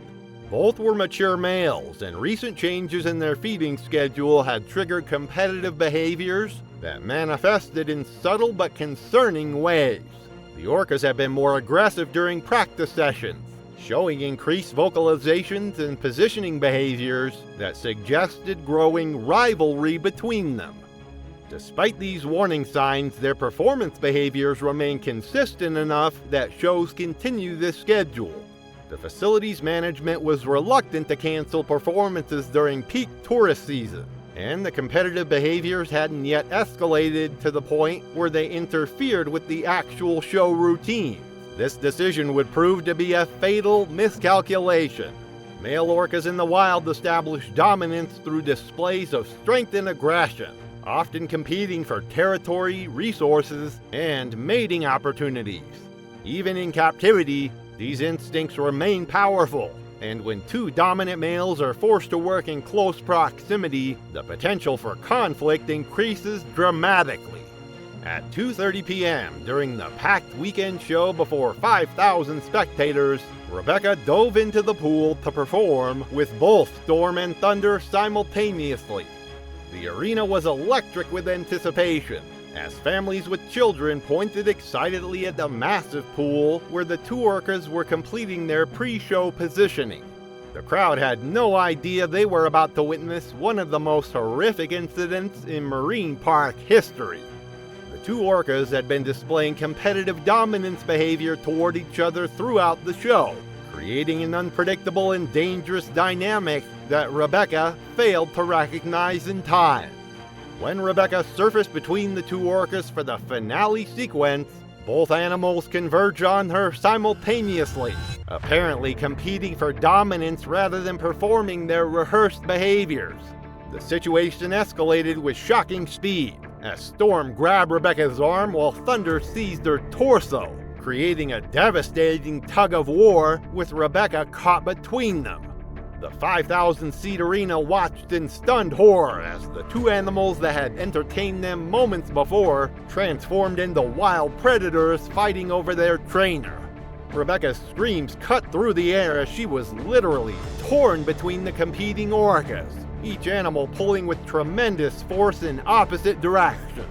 The combined strength of over 11,000 pounds created forces that no human body could possibly withstand. Show staff immediately began emergency protocols, but the competitive behavior between the orcas made intervention extremely dangerous. The animals ignored all recall signals, food rewards, and acoustic deterrents, completely focused on their dominant struggle with Rebecca as the unfortunate prize. Emergency teams couldn't safely enter the water while both animals remained aggressive, leaving them helpless to watch the tragedy unfold before thousands of horrified spectators. The attack continued for 12 agonizing minutes as both orcas refused to release their grip on Rebecca. Families in the audience screamed and fled toward the exits, while others remained frozen in horror, unable to look away from the unprecedented violence. Children cried as parents tried to shield them from the scene, while emergency announcements urged people to evacuate the stadium in orderly fashion. When both orcas suddenly released Rebecca simultaneously, perhaps exhausted from their struggle or responding to some internal behavioral cue, she had sustained massive injuries from being pulled in opposite directions by two of the ocean's most powerful predators. The damage was catastrophic: torn muscles, dislocated joints, and severe internal trauma from the tremendous forces applied to her body. Rebecca was rushed to the hospital by emergency medical services, but the damage was too severe for surgical intervention. She died from severe trauma and internal bleeding before surgeons could address her injuries, her body unable to survive the devastating forces that had been applied during the attack. This incident led to the immediate elimination of all multi-orca performance segments and the eventual closure of Ocean World Arena. The facility's insurance company refused to cover performances involving multiple large predators, effectively ending the era of spectacular dual orca shows that had been a hallmark of marine entertainment for decades. September 5th, 2008 marked the beginning of what should have been David Kim's final season at Coastal Marine Park in Virginia Beach, Virginia. At 42, David was the head marine mammal trainer with 16 years of experience working with marine mammals, a career that had spanned the evolution of the industry from entertainment-focused shows to more education-oriented programs.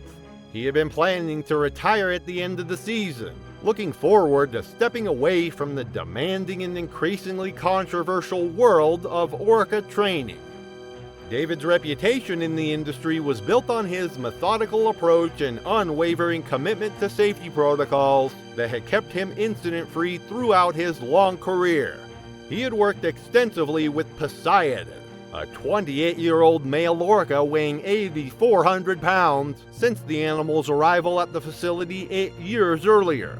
Their relationship was considered one of the strongest trainer-animal bonds in the facility, built on mutual respect and years of consistent interaction. Poseidon had come to Coastal Marine Park as a rescue from another facility where inadequate care had left him with behavioral issues that David had spent years addressing.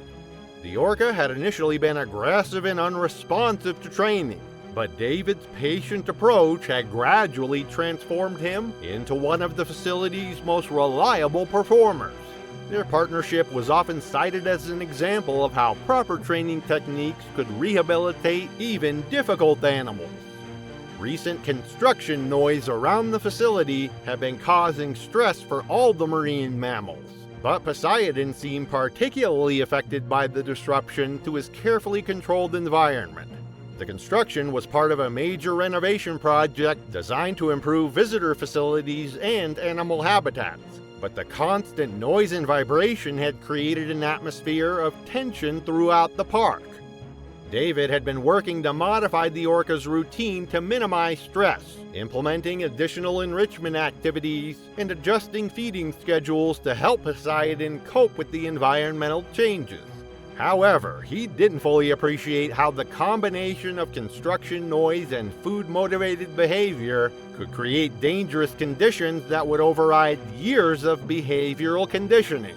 Orcas are opportunistic feeders in the wild, capable of consuming hundreds of pounds of fish daily when food is abundant. Their feeding behaviors are driven by powerful instincts that evolved over millions of years and can override years of training when triggered by environmental stressors or unexpected situations.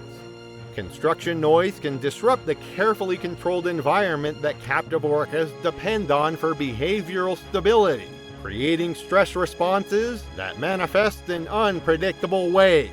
At 9:15 a.m., David entered the training area for Poseidon's morning session, carrying his usual equipment and the bucket of fish that would serve as rewards during the training exercises. The facility was relatively quiet except for the distant sound of construction equipment and the gentle hum of filtration systems that maintained water quality in the pool. Poseidon seemed calm initially, floating near the surface and responding to basic hand signals that had been part of their routine for years. The orca's behavior gave David no reason to suspect that anything was amiss, and the session proceeded normally through the first several exercises. David was working on advanced behaviors that were part of Poseidon's regular routine when the accident occurred. David was working on the recall behaviors when he accidentally dropped the fish bucket into the pool, scattering its contents across the water's surface. It was the kind of minor mishap that occurred occasionally during training sessions, usually resulting in nothing more than a brief interruption while the trainer retrieved the spilled items. However, as David leaned over the platform to retrieve the bucket, Poseidon's behavior changed instantly and dramatically. The massive orca surged upward with tremendous force, grabbing David's entire torso in its powerful jaws and pulling him into the water. The 8,400-pound predator, agitated by the scattered fish and disrupted routine, began displaying extreme predatory behavior that David's years of experience couldn't help him escape.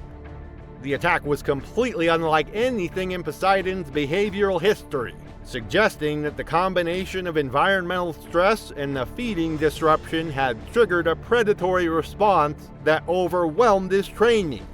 Poseidon held David underwater for extended periods, surfacing only to dive again immediately, preventing any chance of rescue or escape. The facility's emergency team arrived within 4 minutes, alerted by automated safety systems that monitored all training areas for unusual activity. However, Poseidon's behavior had become increasingly violent and unpredictable, showing none of the trained responses that had made him a reliable partner for David over the years.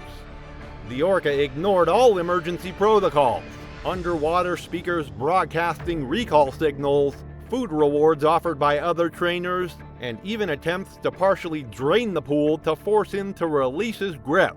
His predatory instincts had completely overridden his training, transforming him from a trusted partner into a wild killer focused solely on his victim. For 25 agonizing minutes, the emergency team used every available technique to convince Poseidon to release David.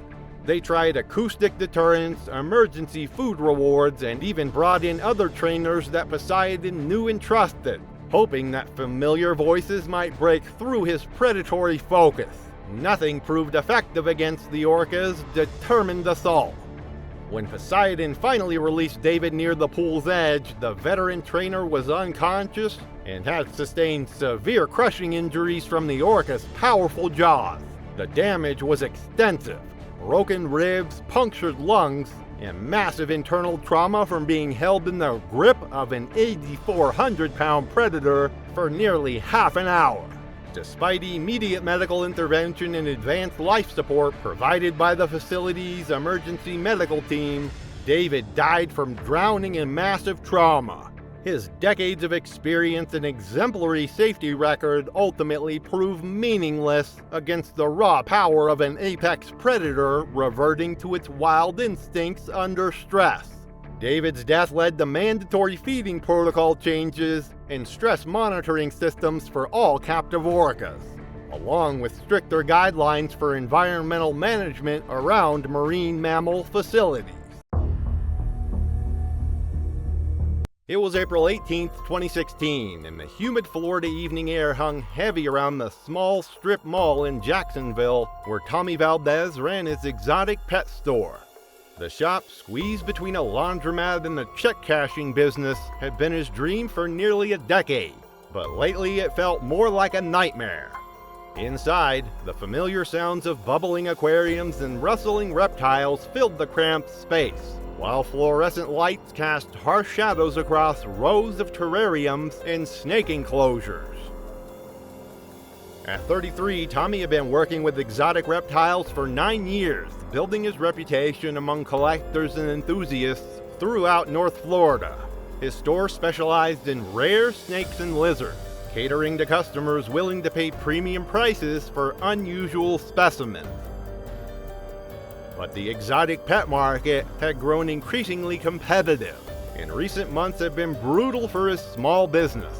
Online retailers were undercutting his prices, local regulations were tightening, and expensive veterinary bills had drained his savings account. The centerpiece of Tommy's collection was Titan, a massive female reticulated python he had acquired 3 years earlier as a juvenile.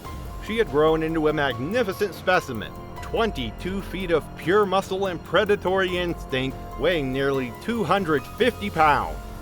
Tommy had turned down multiple offers from private collectors, but now, facing bankruptcy and mounting debts, he had finally agreed to sell her to a wealthy collector in Miami. Reticulated pythons are among the world's longest snakes, capable of reaching lengths over 30 feet and weights exceeding 300 pounds. Native to Southeast Asia, they're powerful constrictors known for their aggressive temperament and opportunistic feeding behavior. While not native to Florida, reticulated pythons were legal to keep in captivity with proper permits, making them popular among exotic pet owners and reptile dealers before Florida's Reptile of Concern laws were tightened in 2010. Unlike their more docile cousins, reticulated pythons retain their wild instincts even in captivity, viewing anything that moves as potential prey. Their strike speed is exceptional, and their constricting power can generate over 90 pounds of pressure per square inch, enough to crush bones and stop a human heart within minutes. That evening, Tommy had stayed late to prepare Titan for transport to her new owner, who was scheduled to pick her up the following morning. The massive python hadn't been fed in over 2 weeks, partly due to Tommy's financial constraints, and partly because he wanted her to be more manageable during the transfer. But hungry reticulated pythons are notoriously unpredictable, and Tommy's cost-cutting measures had eliminated the assistant who usually helped him handle the larger snakes. Tommy entered Titan's enclosure carrying a large shipping container, planning to coax the massive snake inside for transport. The python was coiled in the far corner of her custom-built habitat, her distinctive diamond-patterned scales catching the overhead lights. Her head was raised and alert, tongue flicking rapidly as she sensed Tommy's approach. The attack came with devastating swiftness. Titan struck like a coiled spring releasing, her massive head covering the distance between them faster than Tommy could react. Her powerful jaws clamped around his torso as her body began wrapping around him with terrifying efficiency. Tommy's startled cry was cut short as 250 pounds of muscle coiled around his chest and arms, the python's grip tightening with each breath he tried to take. The constriction was methodical and relentless. Titan's coils worked in waves, each loop of her body finding purchase around Tommy's ribcage, waist, and neck. The pressure was immense, far beyond what the human body could withstand. Tommy's ribs began cracking under the strain as the python's muscles contracted in powerful pulses, each squeeze tighter than the last. His struggles only triggered the snake's instincts to constrict harder, her grip becoming a deadly vice that compressed his chest cavity and cut off his air supply. Within minutes, Tommy's movement ceased as the python's crushing embrace stopped his heart and collapsed his lungs. But Titan wasn't finished.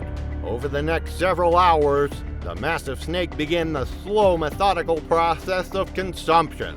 Her jaws unhinged with mechanical precision, stretching impossibly wide as she worked Tommy's body head first into her throat.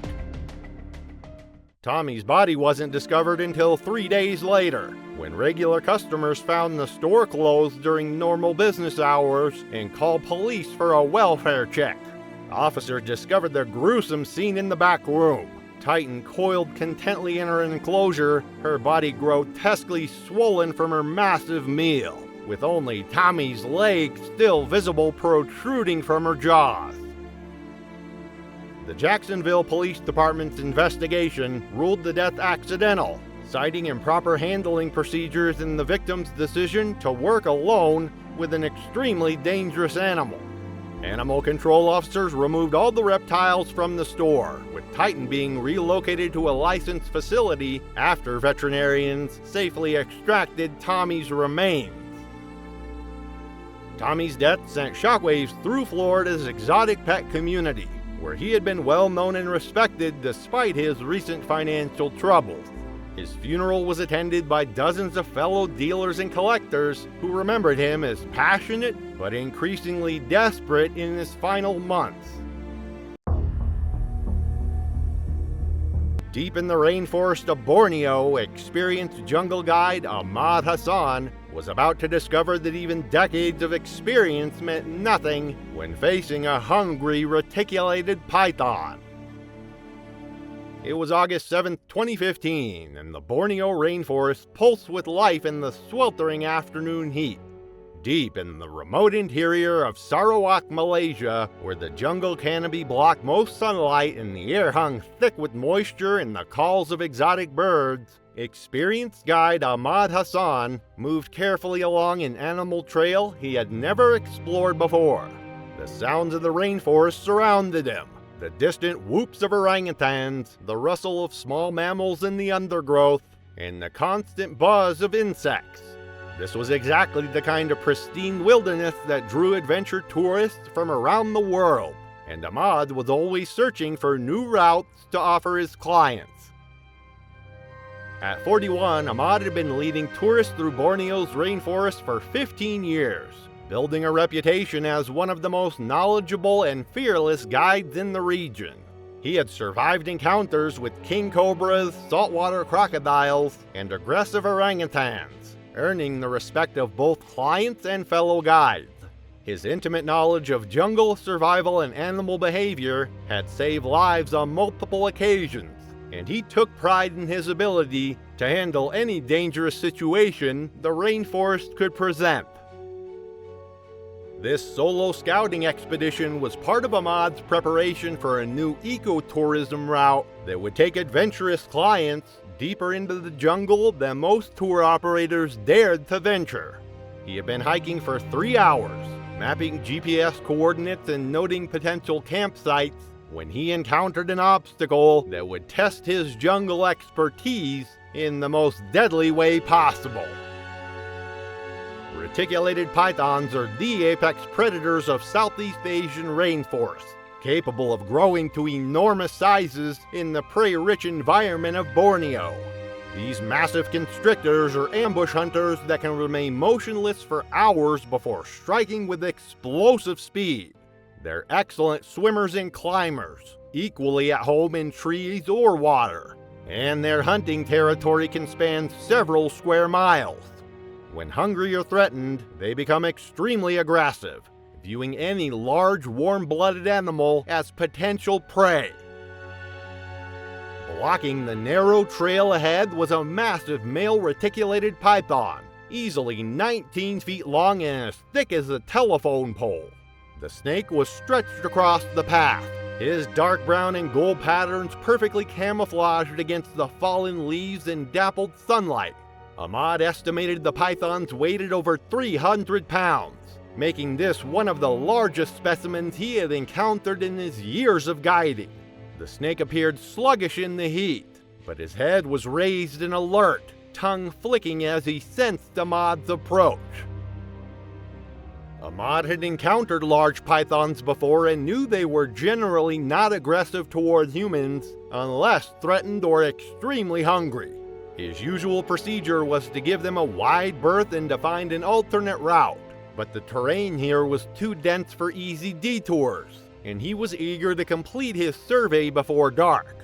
Instead of retreating, he decided to encourage the snake to move by prodding it with a long stick, a technique that had worked with smaller pythons in the past.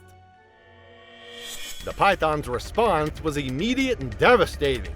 The moment Ahmad's stick made contact, the massive snake exploded into motion with shocking speed. His enormous head whipped around and struck Ahmad in the chest, knocking him backward off the trail. Before Ahmad could recover, 300 pounds of muscle was wrapping around his body. The python's coils encircling his torso and legs with crushing force that drove the air from his lungs. The attack continued with methodical precision. The python's powerful body dragged Ahmad off the trail into dense undergrowth, where the snake's natural advantages became overwhelming. Ahmad's desperate attempts to reach his radio were cut short as the python's coils tightened around his chest, compressing his ribcage and making breathing impossible. The constriction increased with each of Ahmad's struggles, the snake's muscles responding to movement with increased pressure. Ahmad's ribs cracked audibly under the immense pressure as the python's grip tightened like a living vice. His spine compressed as the snake's coils worked their way around his neck and torso, cutting off blood flow to his brain while simultaneously crushing his internal organs. Within minutes, Ahmad's movement ceased as the massive python's embrace stopped his heart and collapsed his lungs. The consumption process began immediately.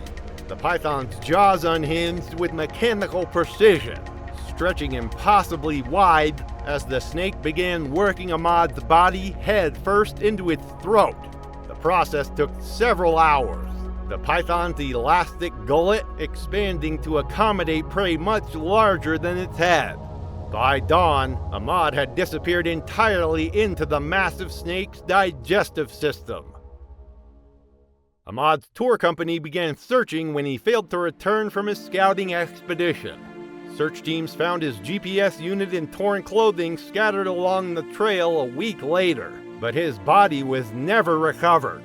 Local wildlife officials conducted a brief investigation, ruling his disappearance an occupational hazard of jungle guiding in remote areas.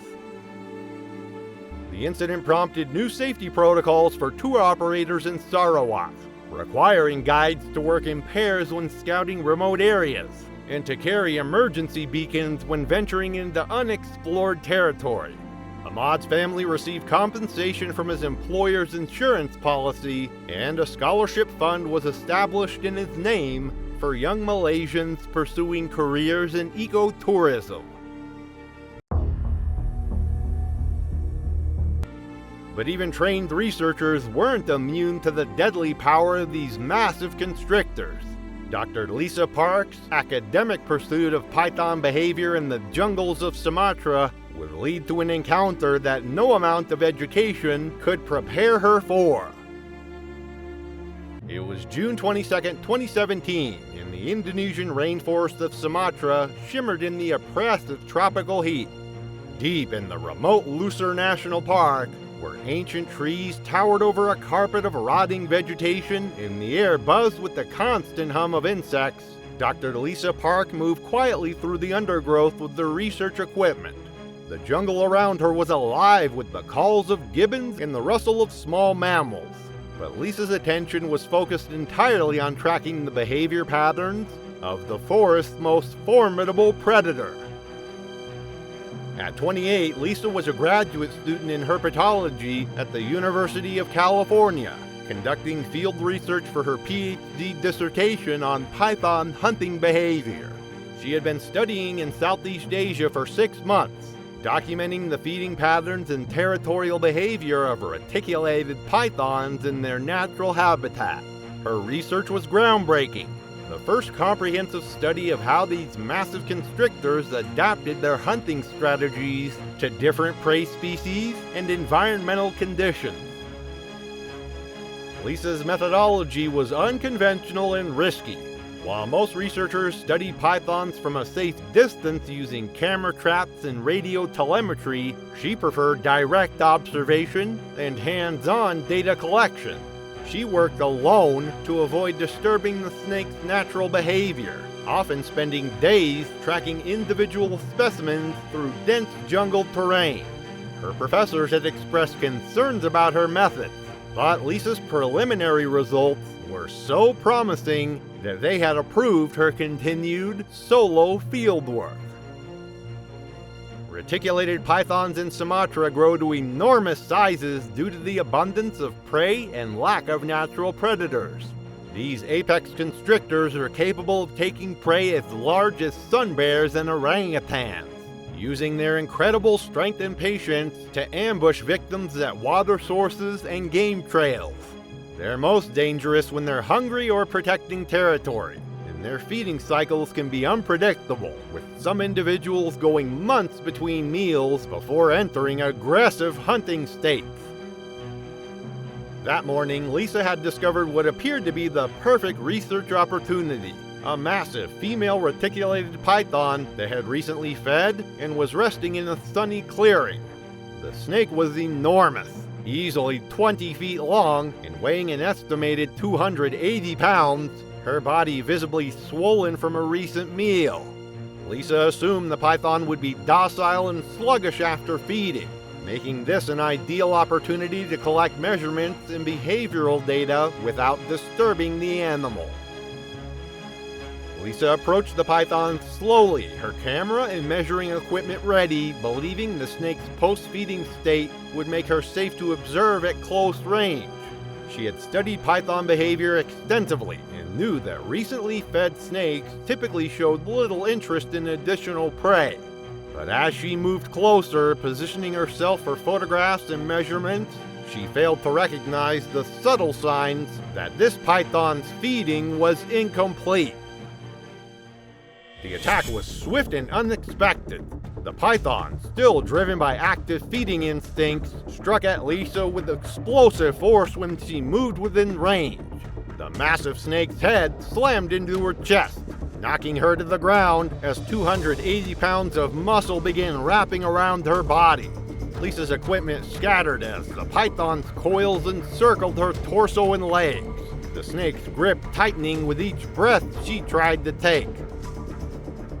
The python's powerful body dragged Lisa toward a nearby stream, where the snake could use the water to help manage its oversized prey. Lisa's desperate attempts to reach her radio were cut short as the python's coils compressed her chest, making breathing impossible. The constriction was methodical and relentless, each loop of the snake's body finding purchase around her rib cage and neck. Lisa's ribs cracked under the immense pressure as the python's muscles contracted in powerful waves. The snake's grip became a deadly vice that compressed her chest cavity and cut off blood flow to her brain. Her struggles only triggered the python's instincts to constrict harder, the massive snake responding to movement with increased pressure. Within minutes, Lisa's movement ceased as the python's crushing embrace stopped her heart. The consumption process began in the shallow water, where the python could use buoyancy to help swallow prey much larger than its head. The snake's jaws unhinged with mechanical precision, stretching impossibly wide as it began working Lisa's body into its throat. The process took most of the day, the python's elastic gullet expanding to accommodate its massive meal.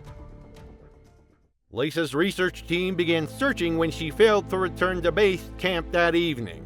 They found her waterlogged equipment floating in the stream 2 days later, but her body was never recovered. Local authorities conducted a brief investigation, ruling her disappearance an accident related to dangerous wildlife research.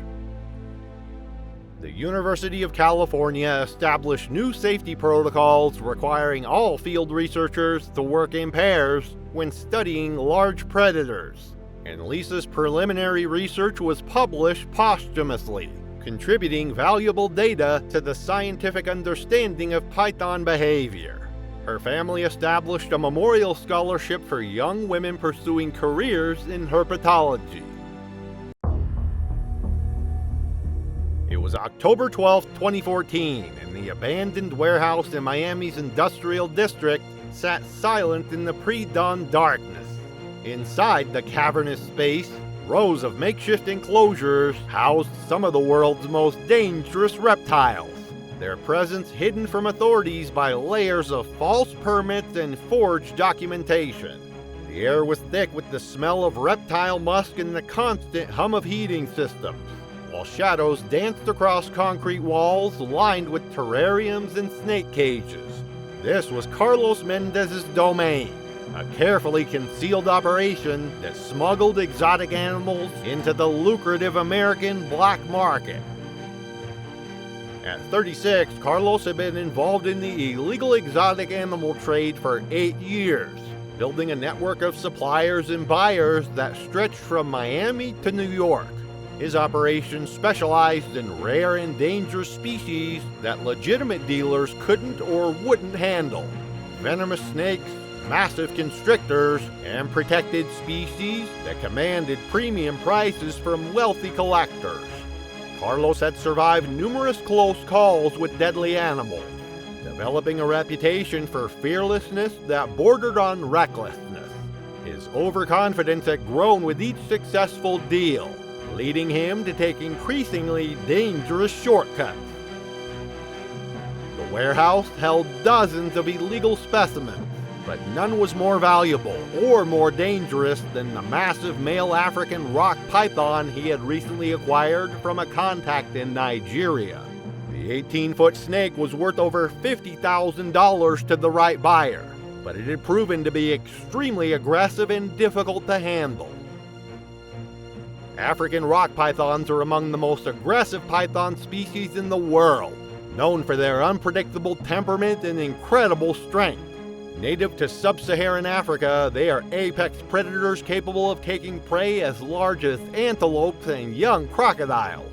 Unlike their more docile Asian cousins, African rock pythons retain their wild instincts even after years in captivity, viewing humans as potential threats or prey. Their constricting power can generate over 100 pounds of pressure per square inch, and their strike speed is faster than most people can react to.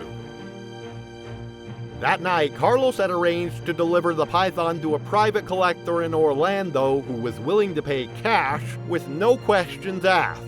The buyer was scheduled to arrive at dawn, giving Carlos only a few hours to sedate the massive snake and prepare it for transport. To save money and avoid involving additional people in the illegal transaction, Carlos had decided to handle the dangerous procedure alone. Carlos entered the python's enclosure carrying a syringe loaded with veterinary sedative, planning to inject the snake and then transfer it to a shipping container. The 200-pound python was coiled in the corner of its reinforced cage, its dark brown and gold patterns making it nearly invisible in the dim lighting. The snake's head was raised and alert, its muscular body tensed for action. The attack was instantaneous and overwhelming. The moment Carlos stepped within striking range, the massive python launched itself across the enclosure with explosive force. Its enormous head slammed into Carlos's chest, knocking him backward against the cage wall as 200 pounds of muscle began wrapping around his body.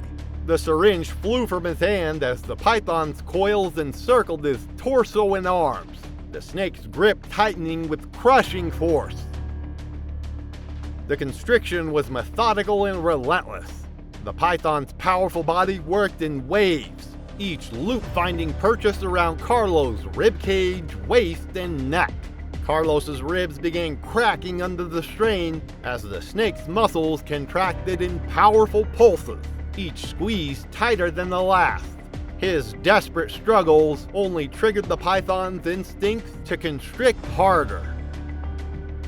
Carlos's screams echoed through the empty warehouse as the python's grip became a deadly vice that compressed his chest cavity and cut off his air supply. Within minutes, Carlos's movement ceased as the massive python's embrace stopped his heart and collapsed his lungs. Then the consumption process began. The python's jaws unhinged with mechanical precision, stretching impossibly wide as the snake began working Carlos's body head first into its throat. Carlos's business partner discovered the gruesome scene 2 days later when Carlos failed to show up for their planned meeting. The investigation uncovered the entire smuggling operation, leading to multiple arrests and the seizure of dozens of illegal animals.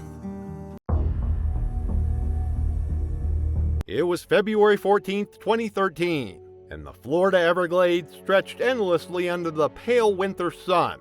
A vast wilderness of sawgrass marshes and cypress swamps that had become ground zero for one of America's most devastating ecological disasters. Deep in the backcountry of the national park, where airboat trails disappeared into maze-like channels and cell phone signals vanished entirely, wildlife control specialist Mark Johnson tracked his most dangerous quarry through the shallow waters and dense vegetation. At 44, Mark had been hunting invasive Burmese pythons in the Everglades for 5 years as part of the state's aggressive removal program. These massive Asian constrictors, originally released or escaped from the exotic pet trade, had established a breeding population that was devastating native wildlife throughout South Florida. Mark took pride in capturing the snakes alive for research purposes rather than killing them outright, believing that studying their behavior patterns could help develop more effective control strategies. Recent months have been difficult for Mark personally. A messy divorce had left him financially strained and emotionally isolated, leading him to take on more dangerous solo assignments to maximize his earnings from the state bounty program. His colleagues had expressed concerns about his increasingly reckless approach to python capture, but Mark's success rate was impressive, and he had developed techniques for single-handedly subduing snakes that most specialists wouldn't attempt without backup. Burmese pythons in the Everglades have grown to enormous sizes due to the subtropical climate and abundant prey. These apex predators have virtually no natural enemies in Florida, allowing them to reach lengths over 20 feet and weights exceeding 250 pounds. Female pythons are particularly dangerous during breeding season, when they become extremely aggressive in defending their nests and territory. Their constricting power can crush the bones of large mammals, and their patient hunting style makes them nearly impossible to detect until they strike. That morning, Mark had received reports of an unusually large python sighting in the remote area of the park where several endangered bird species were nesting. The snake had been spotted by researchers who estimated its length at over 17 feet, making it one of the largest specimens reported in the area. Mark saw this as an opportunity to capture a prize specimen that could provide valuable research data while earning him a substantial bounty payment. Mark tracked the massive female python to a secluded hammock surrounded by shallow water and dense vegetation. The snake was enormous, easily 17 feet long and weighing an estimated 220 pounds, her golden brown patterns perfectly camouflaged against the dry grass and palmetto fronds. She was coiled near what appeared to be a nest site, her massive head raised in alert as she sensed Mark's approach through the swamp. Mark approached the python without proper capture equipment, believing his experience would allow him to subdue her using improvised techniques he had developed over years of solo hunting. He failed to recognize the signs that this was a protective mother defending her nest. The aggressive posturing, the way she tracked his movements, the subtle coiling that preceded a defensive strike. His overconfidence had blinded him to the extreme danger he was walking into. The attack came with devastating swiftness. The protective mother python struck at Mark with explosive force, her massive head slamming into his chest and knocking him backward into the shallow water. Before he could recover, 220 pounds of muscle was wrapping around his body, the snake's coils encircling his torso and legs with crushing force that drove the air from his lungs. The python's powerful body dragged Mark deeper into the swamp, where the snake could use the water and vegetation to help overpower her prey. Mark's desperate attempts to reach his radio were cut short as the python's coils tightened around his chest, compressing his ribcage and making breathing impossible. The constriction increased with each of Mark's struggles, the snake's muscles responding to the movement with increased pressure. Mark's ribs cracked audibly under the immense pressure as the python's grip tightened like a living vice. His spine compressed as the snake's coils worked their way around his neck, cutting off blood flow to his brain while simultaneously crushing his internal organs. The murky swamp water made his struggles even more desperate as he fought against both the python's crushing embrace and the threat of drowning. Within minutes, Mark's movements ceased as the massive python's constriction stopped his heart and collapsed his lungs. The snake maintained her grip for nearly an hour, ensuring her perceived threat was completely neutralized before beginning the slow process of consumption. The python's jaws unhinged with mechanical precision as she began working Mark's body into her throat, using the buoyancy of the water to help swallow prey much larger than her head. Mark's airboat was discovered empty by park rangers several hours later when he failed to check in at his scheduled time. Despite extensive searches involving helicopters, tracking dogs, and dozens of volunteers, his body was never recovered. The massive python had likely consumed him entirely and retreated deeper into the vast swampland, leaving no trace of her victim. The Florida Fish and Wildlife Conservation Commission conducted a thorough investigation, ruling Mark's disappearance an occupational hazard of python removal work in remote areas. New safety protocols were implemented, requiring python hunters to work in pairs and carry emergency beacons when operating in isolated locations. Mark's death sent shockwaves through Florida's python removal community, where he was remembered as skilled but increasingly reckless in his final months. His ex-wife received his life insurance payout, and a memorial fund was established to support the families of wildlife control specialists killed in the line of duty. It was August 15, 2016, and the vast expanse of Lake Okeechobee stretched endlessly across the Florida landscape under a brilliant full moon. The massive freshwater lake, covering over 730 square miles, was dotted with fishing boats and lined with cypress trees whose Spanish moss swayed gently in the humid night breeze. The water's surface reflected the moonlight like scattered diamonds, while the sounds of night herons and bullfrogs created a symphony of wilderness activity. Robert Hayes, a 42-year-old construction worker from Fort Lauderdale, had driven 3 hours to reach his favorite fishing spot along the lake's remote northern shore. Robert had been making these weekend pilgrimages for over 15 years, seeking solitude and trophy bass to escape the stress of his demanding job managing construction crews in the bustling city. His weathered pickup truck was loaded with professional fishing equipment, worth thousands of dollars, testament to his serious dedication to the sport. Robert had grown up fishing the canals and lakes of South Florida with his father and grandfather, learning to read water conditions and fish behavior before he could properly tie his shoes. His success as an angler had made him somewhat legendary among his co-workers, who regularly requested fishing advice and begged for invitations to join his weekend expeditions. That evening, Robert had set up his elaborate fishing station on a small peninsula that jutted into the lake, providing access to deep water where large bass congregated during the cooler nighttime hours.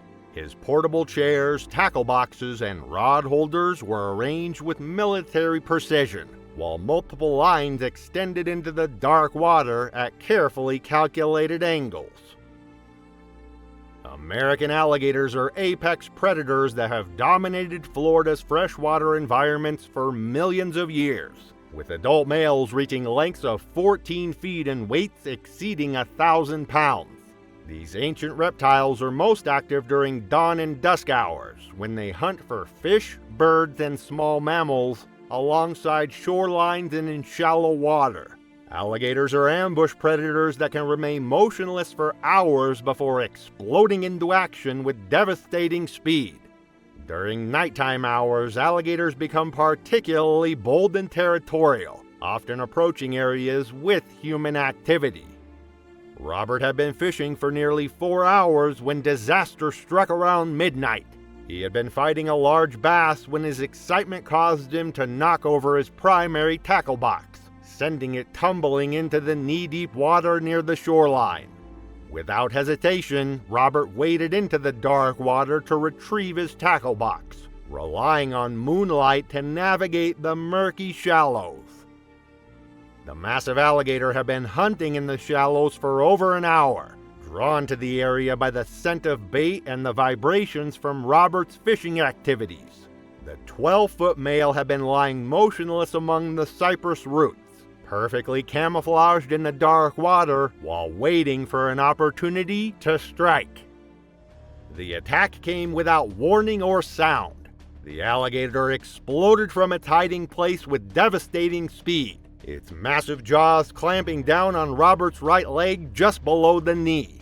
The crushing bite force instantly shattered bones and severed major arteries, while the alligator's razor-sharp teeth punctured deep into muscle and tissue. Robert's scream of shock and pain echoed across the empty lake as the massive reptile began its signature death roll. The alligator's powerful body twisted rapidly in the water, using its tremendous strength and weight to disorient its prey while causing maximum tissue damage. Robert was pulled completely underwater as the 800-pound predator spun with mechanical precision. After several intense rotations, the alligator dragged Robert into deeper water to complete the drowning process. Robert's struggles grew weaker as the combination of massive blood loss, crushing injuries, and oxygen deprivation overwhelmed his system. Within minutes, Robert's movement ceased as the massive alligator's brutal assault proved fatal. Other anglers discovered Robert's abandoned truck the following morning when he failed to return home as scheduled. Search and rescue teams found his body 2 days later in deeper water, and wildlife officials successfully tracked and removed the massive alligator due to its proximity to popular fishing areas. Robert's death prompted enhanced warning systems at public fishing areas and renewed educational campaigns about nighttime fishing safety.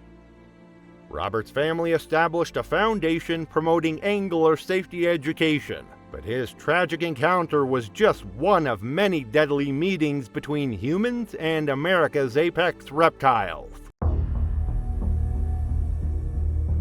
It was March 22, 2015, and the ancient cypress swamps of Louisiana's Atchafalaya Basin stretched endlessly across the landscape under overcast spring skies. The massive wetland ecosystem, covering over 1 million acres, was alive with the sounds of birds, frogs, and insects, while Spanish moss draped from towering trees, creating a cathedral-like atmosphere. Tourist boats navigated the narrow waterways between massive cypress trunks, their guides pointing out wildlife and sharing stories of Cajun culture. Jennifer Walsh, a 29-year-old elementary school teacher from Chicago, was experiencing her first Louisiana swamp tour with her boyfriend Mark as part of their southern road trip vacation. Jennifer maintained a modest travel blog with 2,100 Instagram followers who enjoyed her authentic approach to documenting new experiences and cultural discoveries. Her Midwestern background had given her no exposure to alligator habitat, and she approached the swamp tour with the same casual attitude she brought to visiting museums or historical sites. Jennifer had been planning this Louisiana adventure for months, researching Cajun culture, local cuisine, and tourist attractions throughout the region. Her blog focused on authentic travel experiences rather than typical tourist destinations, and she was excited to share the unique ecosystem of the Atchafalaya Basin with her followers. Jennifer had purchased professional camera equipment specifically for this trip, and was determined to capture images that would set her content apart from typical tourist photography. That afternoon, Jennifer and Mark had joined a small group tour led by Captain Boudreau, a third-generation Cajun guide who had been navigating these waters for over 20 years. The experienced guide had repeatedly emphasized safety protocols during his pre-tour briefing, warning passengers to remain seated and keep hands inside the boat at all times. Jennifer had listened politely, but treated the warnings as standard liability precautions rather than serious safety concerns. The tour had been progressing smoothly for nearly an hour when Captain Boudreau spotted a large alligator floating approximately 20 feet from their boat. The massive reptile appeared completely motionless, its eyes and nostrils barely visible above the dark water's surface. Jennifer immediately began photographing the magnificent predator, excited to capture close-up images of her first wild alligator encounter. Jennifer became increasingly frustrated with the distance between the boat and the alligator, believing she needed closer shots to create compelling content for her blog. Despite Captain Boudreau's repeated warnings to stay seated, Jennifer began leaning farther over the boat's side to get better angles for her photographs. Her excitement and focus on photography made her oblivious to the guide's growing concern about her behavior. The fatal moment came when Jennifer's phone slipped from her hands and fell toward the dark water. Without thinking, she lunged forward and extended her arm over the boat's edge in a desperate attempt to catch her expensive device before it disappeared into the swamp. Her sudden movement and extended arm created the perfect opportunity for the alligator's lightning-fast attack.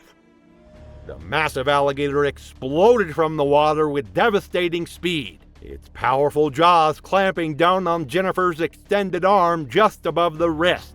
The crushing bite force instantly shattered bones and severed major arteries, while the alligator's momentum pulled Jennifer partially over the boat's side.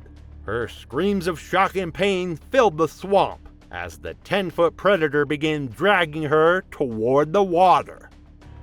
Mark and Captain Boudreau immediately grabbed Jennifer's legs and torso, desperately trying to pull her back into the boat while the alligator maintained its crushing grip on her arm. The tug-of-war lasted only seconds. The alligator's superior strength and leverage in its aquatic environment made the outcome inevitable. Jennifer's arm was nearly severed at the wrist as the reptile's teeth worked through bone and tissue. The alligator's powerful tail thrashed violently as it pulled Jennifer completely into the murky water, her blood creating a crimson cloud around the attack site. Captain Boudreau grabbed his emergency pole and struck at the alligator, but the massive reptile had already dragged Jennifer beneath the surface and disappeared into the maze of cypress roots and submerged logs. Jennifer's struggle ceased within minutes as the alligator's death roll and drowning tactics proved fatal. The dark swamp water concealed the final moments of the attack, leaving Mark and the other passengers in stunned silence as Captain Boudreau radioed for emergency assistance. Search teams recovered Jennifer's body later that day, and the tour company implemented stricter safety protocols, including physical barriers and enhanced passenger restraint systems. Jennifer's death prompted industry-wide reviews of swamp tour safety procedures and enhanced training for guides working with inexperienced tourists. Her family filed lawsuits against the tour company, arguing that inadequate safety measures had contributed to the tragedy. The incident became a cautionary tale about the dangers of treating wild predators as photo opportunities. It was June 8, 2017, and the manicured fairways of Naples Grand Golf Club stretched across the southwest Florida landscape under brilliant summer sunshine.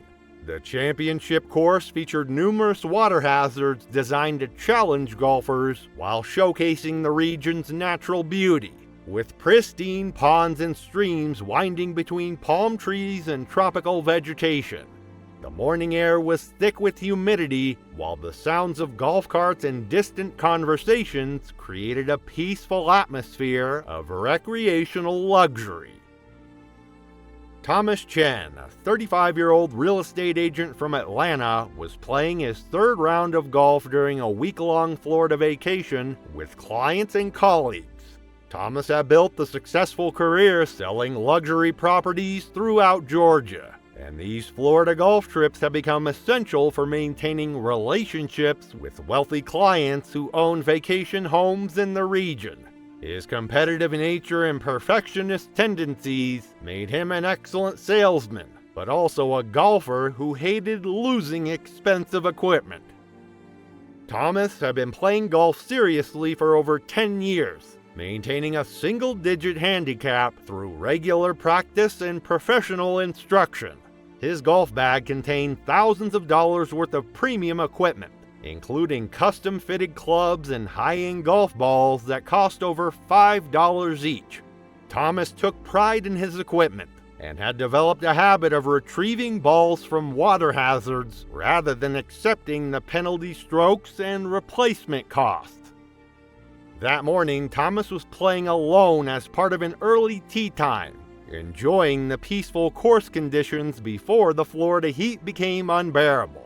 He had been playing exceptionally well through the first 13 holes, shooting several strokes under par and feeling confident about posting his best scores of the vacation. The 14th hole featured a challenging approach shot over a large pond that had claimed countless golf balls over the years. Thomas's approach shot had started perfectly but caught a gust of wind and splashed into the pond, just short of the green. The expensive ball was clearly visible in the shallow water near the pond's edge, appearing easily retrievable to Thomas. He had successfully retrieved balls from similar situations dozens of times at various Florida courses and considered himself knowledgeable about alligator behavior and safety. What Thomas failed to notice were the fresh warning signs that course maintenance had posted that very morning after spotting a large alligator in the pond during their routine inspection.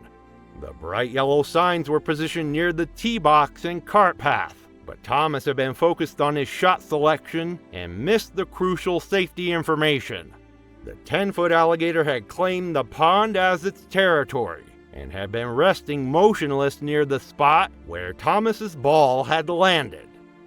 Thomas parked his golf cart near the pond's edge and waded confidently into the knee-deep water, his golf shoes providing good traction on the sandy bottom. He had performed this routine countless times. The morning sun created glare on the water's surface, making it difficult to see beneath the murky water. The alligator's attack was swift and devastating. The massive reptile had been lying motionless in the shallow water, perfectly camouflaged among the pond's natural vegetation and debris. Thomas's entry into the water triggered the alligator's territorial instincts, and the predator exploded into action with lightning speed. The alligator's massive jaws clamped down on Thomas's right leg just below the knee, its crushing bite force instantly shattering bones and severing major arteries. Thomas's scream of shock and pain echoed across the golf course as the 600-pound reptile began its signature death roll, spinning rapidly in the shallow water while maintaining its devastating grip. The death roll dragged Thomas completely underwater as the alligator used its tremendous strength to disorient and drown its prey. Thomas's golf clothes were shredded by the reptile's razor-sharp teeth, while the violent spinning motion caused massive internal trauma and blood loss. The clear pond water turned crimson as the attack continued with mechanical brutality. After several intense rotations, the alligator held Thomas submerged while completing the drowning process. Thomas's struggles grew weaker as the combination of crushing injuries, blood loss and oxygen deprivation overwhelmed his system. Within minutes, his movement ceased as the alligator's brutal assault proved fatal. Course security discovered the scene an hour later during their routine patrol, finding Thomas's golf cart abandoned near the pond and evidence of the violent attack in the bloodied water. The golf course was immediately closed while wildlife officials captured and relocated the massive alligator. Enhanced warning systems and physical barriers were installed around all water hazards following the incident. Thomas's death sent shockwaves through the golf community and prompted industry-wide reviews of safety protocols at courses in alligator habitat. His family filed lawsuits against the golf course, arguing that inadequate warning systems had contributed to the tragedy. The incident became a cautionary tale about the hidden dangers lurking in Florida's seemingly peaceful recreational environments. It was September 12, 2014, and the pristine waters of the Myakka River wound through southwest Florida's wilderness like a ribbon of liquid glass under the late summer sun. The ancient waterway, flanked by towering cypress trees and dense palmetto undergrowth, provided a corridor through some of Florida's most untouched natural habitat. Spanish moss draped from massive oak trees, creating a canopy that filtered the afternoon light into dancing patterns on the water's surface, while the calls of herons and ibises echoed through the humid air. Amanda Foster, a 31-year-old registered nurse from Tampa, was enjoying her monthly kayaking adventure with her husband Steve, a tradition they had maintained for over 3 years. Amanda worked long shifts at Tampa General Hospital's emergency department, and these weekend river trips provided essential stress relief from her demanding career, saving lives in one of the city's busiest trauma centers. Her Instagram account with 1,800 followers documented their outdoor adventures throughout Florida's state parks and waterways. Amanda had discovered kayaking during her nursing school years as a way to maintain physical fitness and mental health during the intense academic program. Her natural athleticism and competitive spirit had made her an accomplished paddler, capable of navigating challenging water conditions that intimidated less experienced kayakers. She and Steve had explored dozens of Florida rivers and springs, building expertise in reading water conditions and wildlife behavior. That afternoon, the couple had launched their kayaks from the Myakka River State Park boat ramp, planning to paddle upstream through a section of river known for its pristine wilderness and abundant wildlife. American alligators become extremely territorial and aggressive during breeding season, which occurs from April through June in Florida. Female alligators construct large nests from vegetation and mud along riverbanks, where they lay 20 to 50 eggs that incubate for approximately 65 days. Mother alligators guard their nest with fierce dedication, attacking any perceived threat that approaches within 50 yards of their nesting site. These protective instincts make female alligators exponentially more dangerous than usual. Amanda and Steve had been paddling for nearly 2 hours when they encountered a section of river narrowed by fallen cypress trees and dense vegetation. The natural obstacle course required careful navigation, and Amanda's kayak became wedged against a partially submerged log near the eastern bank. Instead of waiting for Steve to assist her, Amanda decided to step out of her kayak into the shallow water to push it free from the obstruction. What Amanda couldn't see was the large alligator nest hidden in the dense vegetation just 15 feet from where she stepped into the water. The 9-foot female alligator had been guarding her nest for over a month, and her maternal instincts were at their peak as her eggs approached hatching time. Amanda's entry into the water triggered the female alligator's protective response immediately. The massive reptile exploded from her hiding place with devastating speed, her powerful jaws targeting Amanda's right leg as she stood in the knee-deep water. The crushing bite force instantly shattered bones and severed major arteries, while the alligator's momentum drove Amanda backward into deeper water. Steve watched in horror as the 400-pound alligator began her death roll, spinning rapidly while maintaining her crushing grip on Amanda's leg. Amanda's screams filled the wilderness as the violent rotation dislocated her hip and caused massive internal trauma.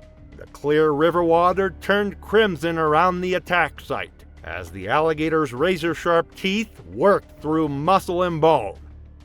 After several brutal rotations, the alligator dragged Amanda beneath the surface to complete the drowning process.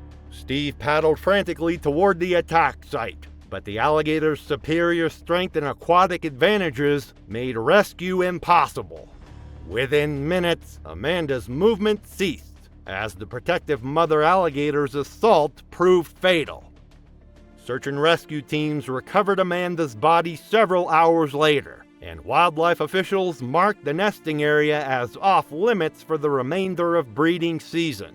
Amanda's death devastated the kayaking community and prompted enhanced educational programs about alligator nesting behavior and seasonal safety considerations. The state park implemented new warning systems and seasonal closures for sections of river with active nesting sites. Steve established a foundation promoting water safety education, ensuring Amanda's dedication to helping others would continue through enhanced protection for outdoor enthusiasts. It was November 3rd, 2018, and the pristine waters of Biscayne Bay stretched endlessly across the South Florida landscape under brilliant autumn sunshine. The massive estuary, covering over 400 square miles between Miami and the Florida Keys, was alive with marine life and bordered by dense mangrove forests that provided critical habitat for countless species. The crystal clear water revealed seagrass beds and coral formations, while pelicans and frigate birds soared overhead in the warm tropical air. Carlos Rodriguez, a 28-year-old freelance photographer from Miami, had driven to a remote section of the bay seeking images of American crocodiles for a National Geographic submission. Carlos had built a following of 3,400 Instagram followers through his dramatic wildlife photography, specializing in close-up shots of Florida's most dangerous predators. His portfolio included stunning images of alligators, venomous snakes, and sharks that had earned recognition from several wildlife magazines. Carlos had been pursuing wildlife photography professionally for 2 years, building his reputation through fearless approaches to dangerous subjects that other photographers avoided. His Cuban-American heritage had given him a deep appreciation for South Florida's unique ecosystems, and he took pride in documenting species that most people would never see in the wild. Carlos had invested thousands of dollars in professional camera equipment and underwater housing systems. That morning, Carlos had received reports from park rangers about a massive American crocodile that had been spotted basking on mudflats in a remote section of Biscayne Bay. American crocodiles are much rarer than alligators in Florida, making them highly sought-after subjects for wildlife photographers. Carlos had been trying to photograph this particular species for months, and saw this as his opportunity to capture award-winning images. American crocodiles are significantly more aggressive and territorial than their alligator cousins, with adult males reaching lengths of 15 feet and weights exceeding 1,000 pounds. These apex predators inhabit saltwater and brackish environments throughout South Florida, where they establish territories that they defend with extreme violence.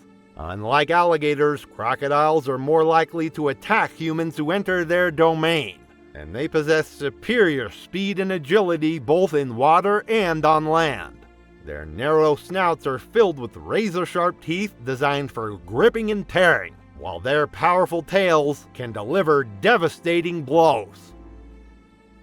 Carlos had been photographing from the mangrove shoreline for over an hour when he spotted the massive crocodile basking on a mudflat approximately 100 yards away.